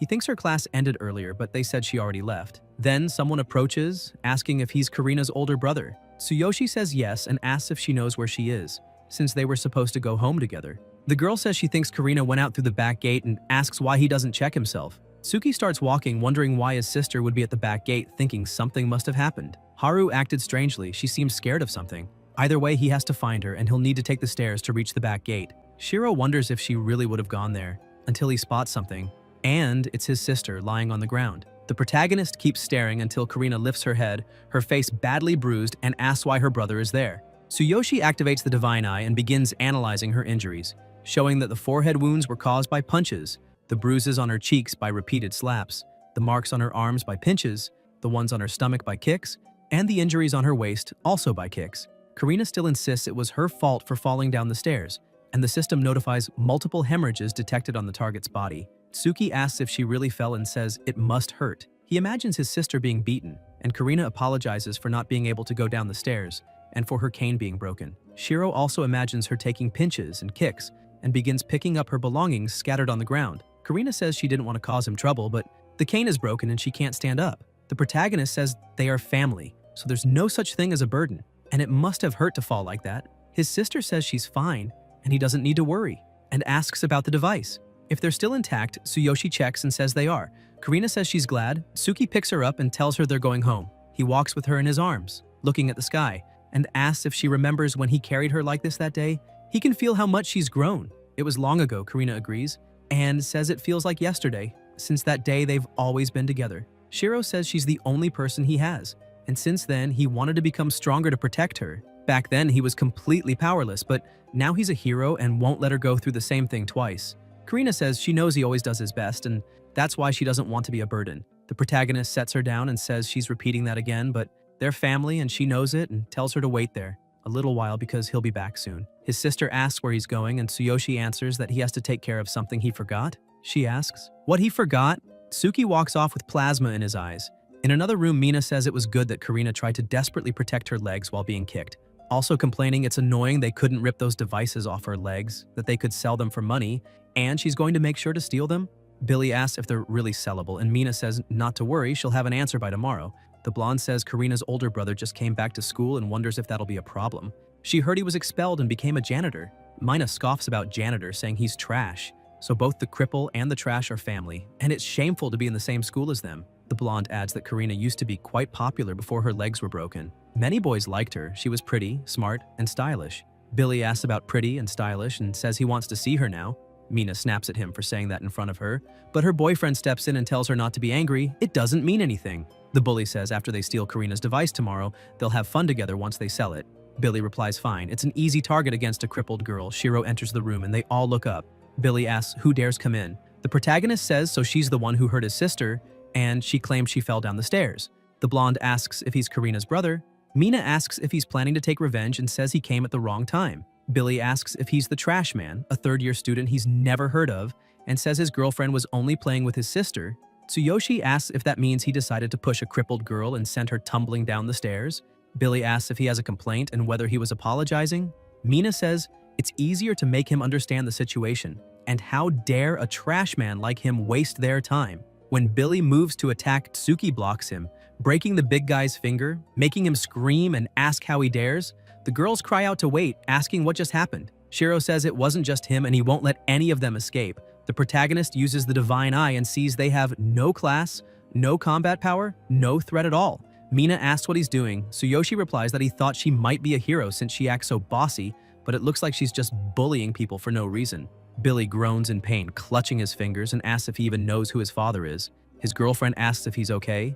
The blonde says she'll give him credit for being brave enough to come alone. They may not be heroes, but they're not the type he should mess with. Until Tsuki strikes her too, throwing her to the ground and asks if she really thinks he wouldn't dare hit a woman. Mina looks at her friend Vivian and thinks this is way too fast. Not even sports students have that kind of speed, and wonders what the hell is going on. Billy tries to speak again, but Shiro rushes at the bully girl, saying he doesn't see the two of them as women. Billy tries to say something, but the protagonist punches him in the mouth, breaking his teeth, and says he'll deal with him later and now he can shut up. Mina worries about her boyfriend until Tsuyoshi grabs her by the neck and pushes her against the wall. The bully girl begs him to wait and let go. Tsuki says that from what he heard, she took the initiative to bully his sister, and now she better listen properly. That he, as her brother, will never forgive her for what she did. Shiro keeps choking her harder and angrier and says from now on she is to stay away from his sister. He doesn't expect her to apologize, but to make sure she keeps her distance. And if not next time, he'll twist her head off, and he's serious, asking if she understands. Mina answers yes. The protagonist lets go and says that's good, then asks the big guy if he's this girl's boyfriend, and if he still wants to bully his sister. Tsuyoshi picks up a ruler from the ground and says that even with something simple like a ruler, it should be enough to finish trash like him. Billy begs him to wait. Tsuki says just thinking about what he said makes him sick, and he could have eliminated him if he were a hero. Billy, injured, asks if he knows who he is, saying he's the son of the Blue Snake gang leader and his father is a level 10 hero. Shiro asks about the Blue Snake gang and if that's the same ones they owed money to for his sister's hospital bill, because those people said the same thing when they came to the hospital, and says it's funny how often he runs into people he hates. The protagonist releases lightning. Billy, shocked, asks about abilities, and if he's a hero, Tsuyoshi strikes him with his powerful lightning, and the system warns that if the proper weapon isn't used, the damage is reduced by 90% and total damage isn't dealt. Tsuki walks away saying that amount of pain should be enough for him. Shiro picks up his bag and says not to forget this is the first and last chance to keep the promise. He can apologize, but he'll also have to clean the classroom. Billy, badly injured, asks if he left. Mina asks if he's okay and says they should go to the hospital. Her boyfriend answers no, he just needs to rest and didn't know he was a hero. The bully girl asks what he's going to do, and if this isn't over, pointing at the scar on her neck and saying she'll make him pay for it. Billy tells her not to tell him what to do, that he'll make him pay. He'll make him pay by talking to his father. The bully girl agrees and says he should tell his father who made him mad. Billy says he'll ask his father and then wipe him and his sister off the face of the earth. Outside, Karina is sitting on the ground hoping her brother is okay, saying if she could take care of herself, she wouldn't trouble him. She doesn't want to make him worry even more now that he's a hero, until someone calls her. She's startled, but it's the protagonist apologizing for making her wait and telling her to go home with him, carrying her on his back while his sister says she'll carry the bags. Tsuyoshi walks thinking so the young leader of the Blue Snake Gang is a level 10 hero and Billy's father. And of course the boy will cry to his father and try to strike back at them. But he's ready. There are many of them, and he can't afford to lower his guard. It's time to return to the other world, and he won't let them hurt his sister again. In the other world, Sakura says they've reached the north, and there is what he needs to know. Upon reaching the city, he can take part in an official mission and must register at the Adventurers Guild. In the city, he can also find a tavern, a blacksmith, and a tool shop. Tsuki says that's exactly what he needs. He wanted to gain war experience. It feels like a fun game. He's going there, and can't wait. In the city, Shiro says, it's amazing seeing so many different Beastman tribes. His partner says that looking at these Beastmen, there are many rare tribes there, each with its own specialty. The protagonist asks if those are human adventurers. Sakura asks if they're like the ones from his homeworld and says that in a big city with a guild, there are many different tribes. There's also a rule that says he should avoid fights that could cost lives outside the arena, but still the North is a Beastman city, and of course there are many Beastmen there. Although the highly proud elves and the noble Beastmen are quite rare there, Tsuyoshi asks if that's interesting and says this is the first time he's seen another human, a fellow human, since arriving there. He can already feel the bond until Sakura notices that her master is already there talking to people and yells that he can't just suddenly run off like that. The two armed people ask who he is and tell him not to get too close. Tsuki asks if there's some rule about greetings. Sakura says it's a misunderstanding. The two comment on the strange feeling and walk away. Sakura says it seems he shouldn't talk to adventurers around the city. He'll only make them cautious. Most adventurers, especially humans, are wary of their surroundings. Shiro says he understands. There are many rules in this world. It seems everyone is whispering around. Sakura lowers her head and apologizes, saying it's because she is half Beastman and they hate hybrids. Then tells him to go get registered at the Adventurer Guild. The protagonist says it's better they just leave them alone. Discrimination exists everywhere, so she doesn't need to think about it and calls her to come along. Sakura takes his hand and they move together. Arriving at a shop, Tsuyoshi asks if it's like in anime games and says it's a mission board. Sakura says they can't accept any of those missions until they register. They go inside. Sakura says they're there to register as adventurers. The woman asks if it's a group of a half-breed and a human and says that's interesting, and asks which of them wants to register. Tsuki says they're different compared to those outside staring at them. He's already seen an inconsistent number of adventurers, so it's nothing new to him, the clerk says, to write down the information there. Name and class. The information is shared across the whole Adventurer Guild, so next time he can take missions even in other branches. Shiro says it was written on an official document. Sakura says what matters isn't the paper, but the registration. Otherwise, he can't get an adventurer badge. The protagonist asks about an adventurer badge. Sakura answers yes. It's the adventurer's ID. Starting with the lowest rank, the Iron Badge. The higher the rank, the greater the merits and rewards, and he should do his best to gain experience. The clerk explains the lowest ranks start at Iron, then Bronze, Silver, and Gold, but only a few with Gold rank wander the guild. Those strong adventurers usually only take missions from the rich. Tsuyoshi says the lowest badge rank isn't that impressive. The clerk says once he gets the badge, his level will automatically be determined, and he can hide it with the badge. Tsuki says that's amazing, and asks how it works. Sakura says it's linked to the adventurer badge and he can hide it just by thought but must remember the method. Shiro asks about thought, and if it's like this, the protagonist thanks the divine selection system and thinks it's easy. The clerk is impressed and says it's rare for someone to do it in one try. This method is known to be hard for beginners. A Beastman shoves him aside and tells him to get out of the way. They place something on the counter and say they're reporting a mission completed and ask if there are other missions. If not, they'll grab a drink together and it's on her. The clerk says unfortunately she's busy. There's an emergency request. Though the reward is high, the difficulty is high too. The requester wanted at least a level 15 adventurer and asks if they can handle it. They ask if there's something around level 10 and what kind of request it is. The clerk says a large number of carnivorous darkness creatures are troubling farmers. A group of 3 also accepted this request, but they were badly injured and 1 is still missing. Their levels were higher than his. The Beastman asks about level 10 carnivorous darkness. And if it's a pack, his partner says, they're not doing it. That kind of request needs level 20 or above. Tsuyoshi grabs the scroll and says they'll accept, and that he's on his way. The Beastman asks what he said, and if he knows what would happen to him, If he drew a weapon inside the guild, tells him not to underestimate it. If he values his life, it's better not to accept that request. Tsuki says he just registered, and since he can't do it, he better shut up, and asks if he wants to test his combat ability in the arena, thinking that with the help of the divine selection system, he can defeat a level 9 Beastman in a one-on-one match. The Beastman says he should know his place, even if their own badges are still iron. They've gained a lot of mission experience and asks if his iron badge is still new, saying he'll be laughed at if the client rejects him. The clerk says she praises his courage, but at his current level it's possible the client will refuse him. The Beastman asks if he heard that and tells him to start from the bottom. Chasing a runaway dog would be better for him. Sakura answers, no, they'll do this request.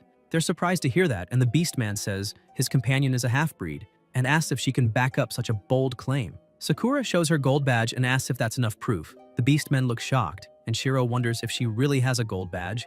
The clerk says she should have said that from the start and will entrust the request to her, betting the client will be pleased. The protagonist says now he's running away. Sakura says this request will help his level progression. Tsuyoshi agrees and says they'll do it.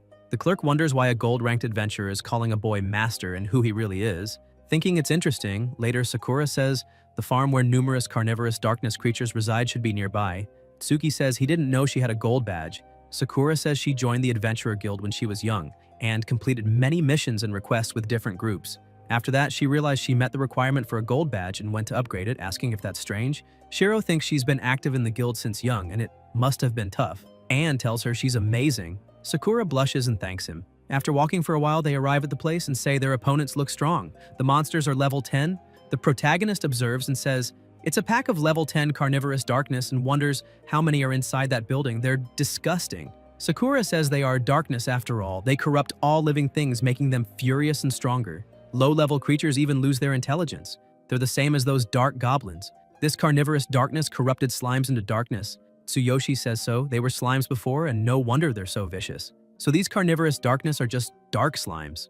They're dangerous because only lightning element attacks work on them, so his chain thunderfall is the best option, and tells her to just watch from the side as usual. He readies himself for battle thinking. He brought his weapon for the chance to level up. Sakura pulls him and says he shouldn't try to do that kind of thing alone anymore. Tsuki asks why. His partner answers, this is a fight that could cost him his life. It's a completely different area compared to beginner zones. Maybe he can handle one-on-one, but what if it's a whole pack? And asks again if he remembers the expression of that group after hearing the request details. Sakura also says they know it's dangerous. It's not unusual for an adventurer to lose their life anytime. After all, it's part of the job. She doesn't want him risking his life just to level up, and tells him at least let her accompany him during the fight. Shiro says he understands. By the way, he has 2 questions for her. Thinking it's about his level, he's just planning to raise it to prepare for anything that might happen in his world. Sakura asks what's the problem, and says if she knows she'll answer. The protagonist thinks she should remember the promise made by the Beastman King. A trial awaits after a year and says he doesn't know how strong the king is. So his first question is this. He doesn't know how strong he must be to prove his strength and skill after a year. Sakura looks at him and says honestly it's impossible for him to pass the trial.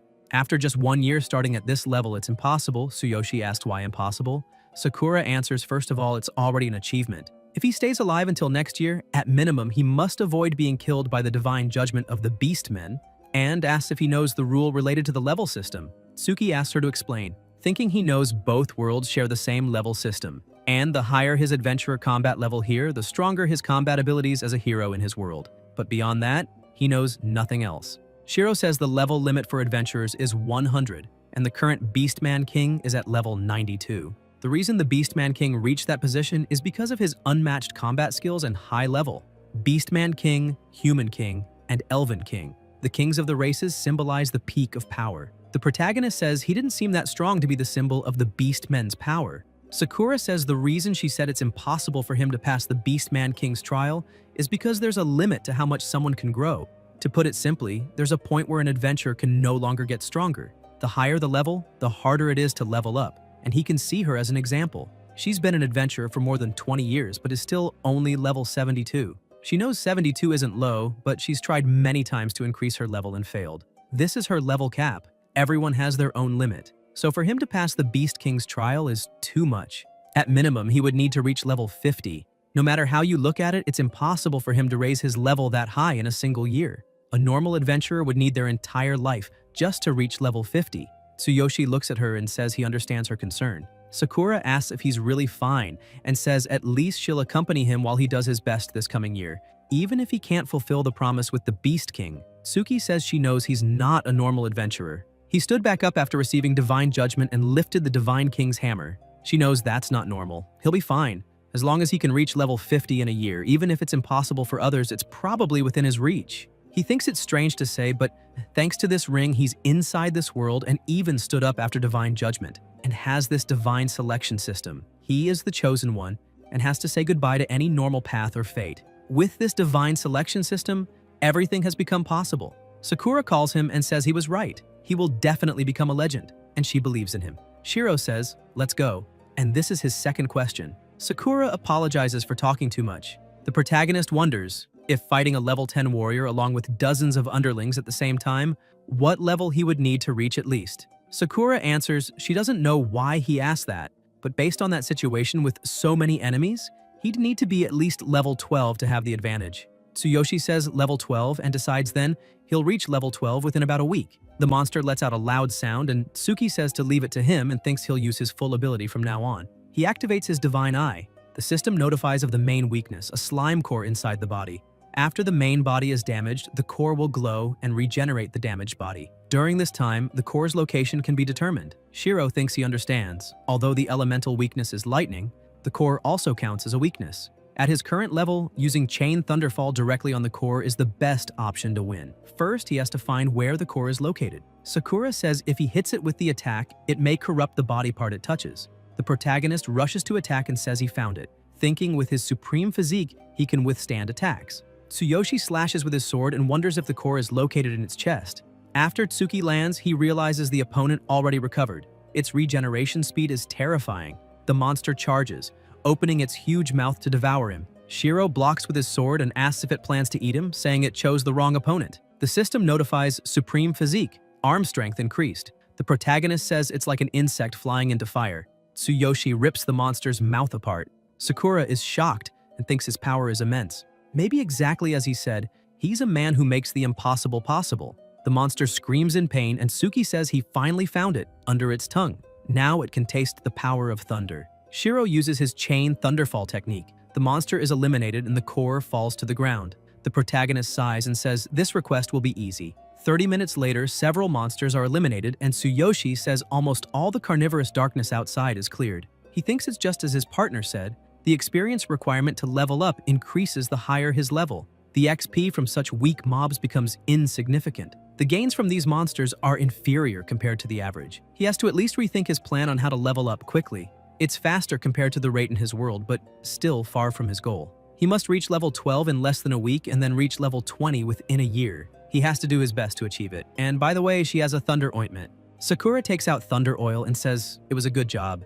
And there are 4 left. She prepared them for both so he can use them as he wishes. Tsuki says that's just like her, and that he bought thunder oil from the item seller before they arrived there, and asks if it's expensive, saying they'll stock up on oil-based items next time. The fire oil they used last time was also convenient. Sakura says he doesn't have money and explains the current financial situation. That kind of item isn't cheap. She spent all the money she had to buy these items and apologizes. Shiro says it's nothing she should apologize for, and asks how much each costs and what about the reward for this request, saying he'll try to do something about it and asks her to explain as simply as possible. He hadn't considered finances. He thinks he's been focusing on leveling up and completely forgetting that money is also important in this world. Even if she spent all her savings, she probably wouldn't say anything. Sakura explains the price differs depending on the items, like thunder oil, which is rare, and for low-level missions or requests, the reward also varies, like with the items he's looking for. But the reward from a low-level guild mission isn't even 1 gold coin.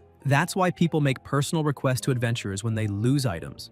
Generally, if it's a trash cleaning request from crowds, the reward would be around 50 silver coins to 3 gold coins. The current request to clear carnivorous darkness should pay 3 gold coins, and they're poor right now.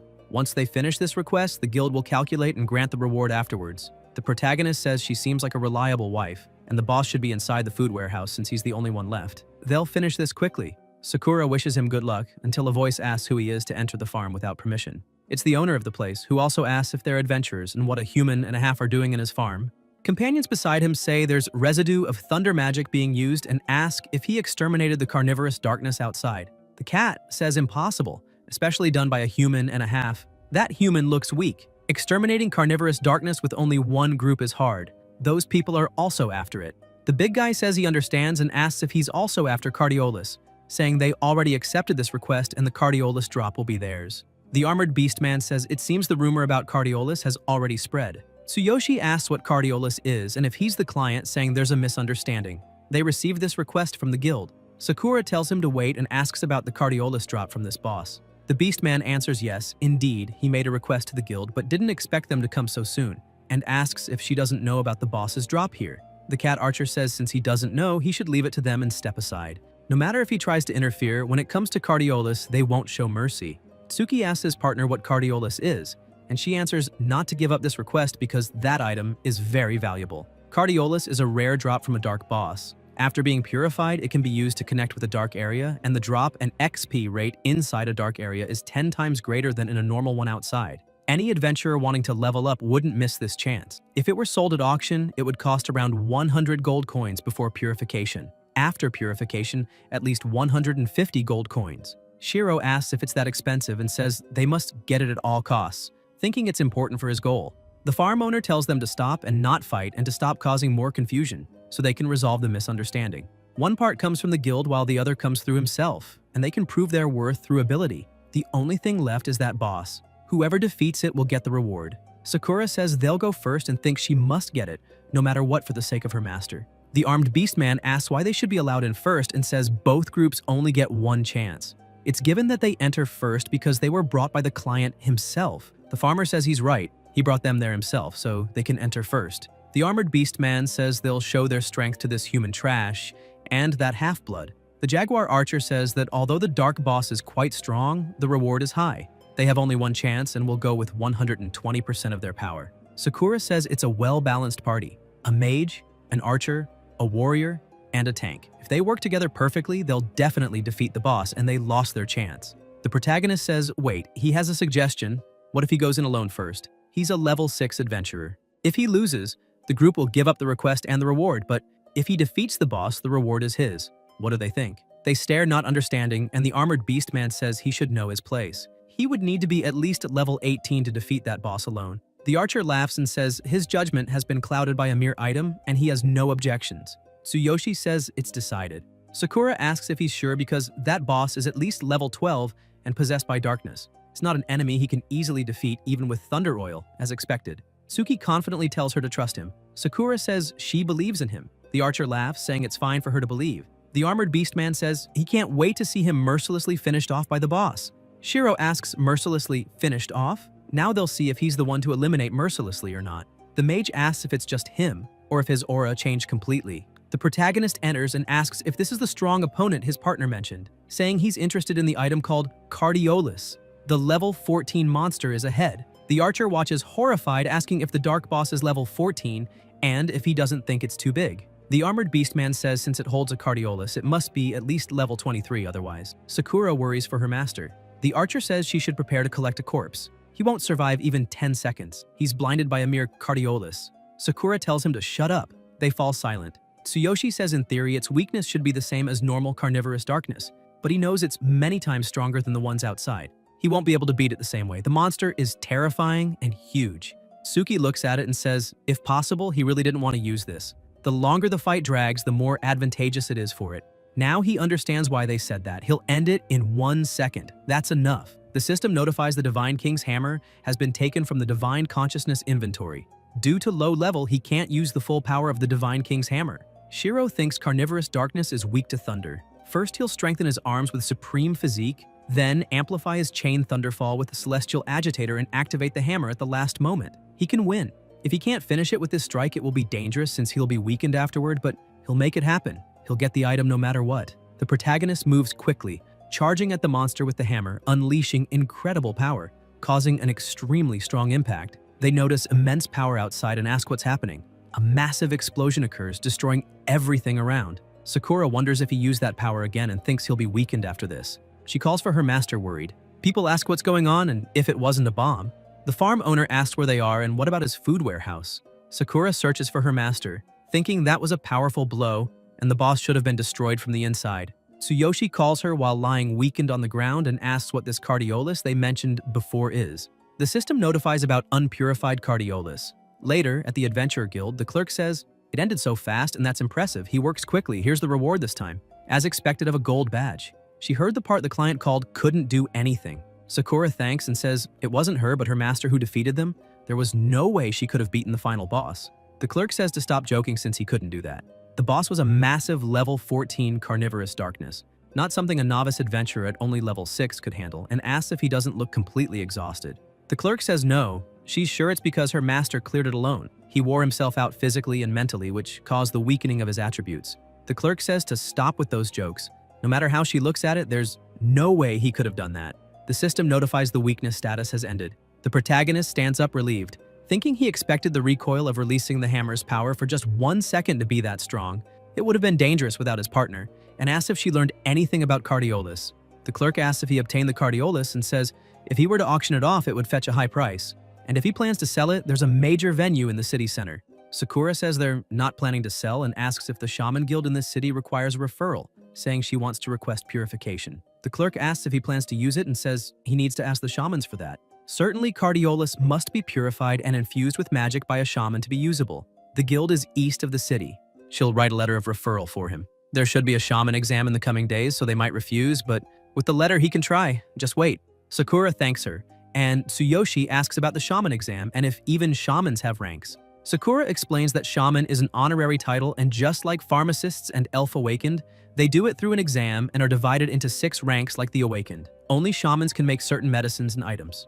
Medicines and items made by high-level shamans are more effective, and the price is higher. Tsuki asks if shamans are a different kind of being than adventurers. Sakura answers yes. Shamans, pharmacists, and awakened usually don't participate in combat. They're considered a more noble existence compared to ordinary adventurers. They not only create valuable things, but also influence medicines and the level limits of adventurers. Shiro asks about the adventurer's level limit. Sakura explains that in the adventurer world there's a saying, fear a high-level shaman more than 10 high-level adventurers. Medicines and items made by shamans influence battle outcomes. Some medicines can help level up. Pharmacists and awakened are also highly sought after. There's a story of a level 80 warrior who angered a silver shaman. He summoned dozens of adventurers above level 80 to hunt him down. Imagine how that ended for the warrior. Since then, the world learned how terrifying and influential shamans are. The protagonist says he understands, and it's fascinating. The clerk hands them the letter of referral, saying with this, he should be able to enter the shaman guild and purify the cardiolus. They both thank her. At the shaman guild, Tsuyoshi says there are so many magicians there for the exam. His partner agrees and says on exam days, many people from prestigious families, schools, and specialized organizations come. She's heard it's hard to enter. Warriors look at them approaching. Sakura pulls him, saying they'll line up. With the Adventurer Guild's letter of referral, they can enter, and asks if they can request purification of a cardiolus. The white shaman asks if the two are human and half-human, and says it's not possible today since it's exam day, and only shamans can enter. Sakura apologizes and says they have a letter of referral from the Adventurer Guild. The white shaman, annoyed, says he already said today is exam day so they can't enter, no matter whose letter it is. The exam is more important. They need to leave. Tsuki says they won't do that. They have a referral letter, so he has to let them in. The shaman laughs, mocking his courage, saying he'll make it clear that here in the Shaman Guild, power belongs to them. No matter how many days pass, he cannot enter until the exam ends. In a low voice, Sakura says he can't afford to anger him here. Doug approaches and asks what's all the commotion. He's the representative of the Northern Shaman Association, president of the Northern Shaman Association, rank Blue Shaman. The white shaman apologizes for the disturbance and says these rude ones came on exam day asking for cardiolus purification. He already refused them. Shiro asks if he's responsible and says he has a letter of recommendation from the guild and wants to enter. The white shaman asks how he dares speak to the president like that. Doug says a shaman shouldn't make such a fuss. He'll do the purification but doesn't have time for him today since it's exam day. He should come after the exam. The protagonist thinks he's in a hurry. Leveling up is the most important thing for him, and says he's pressed for time and asks if there's no other way. Guys, if you enjoyed the video, leave a like, comment, and subscribe to the channel so you don't miss new content. Thank you.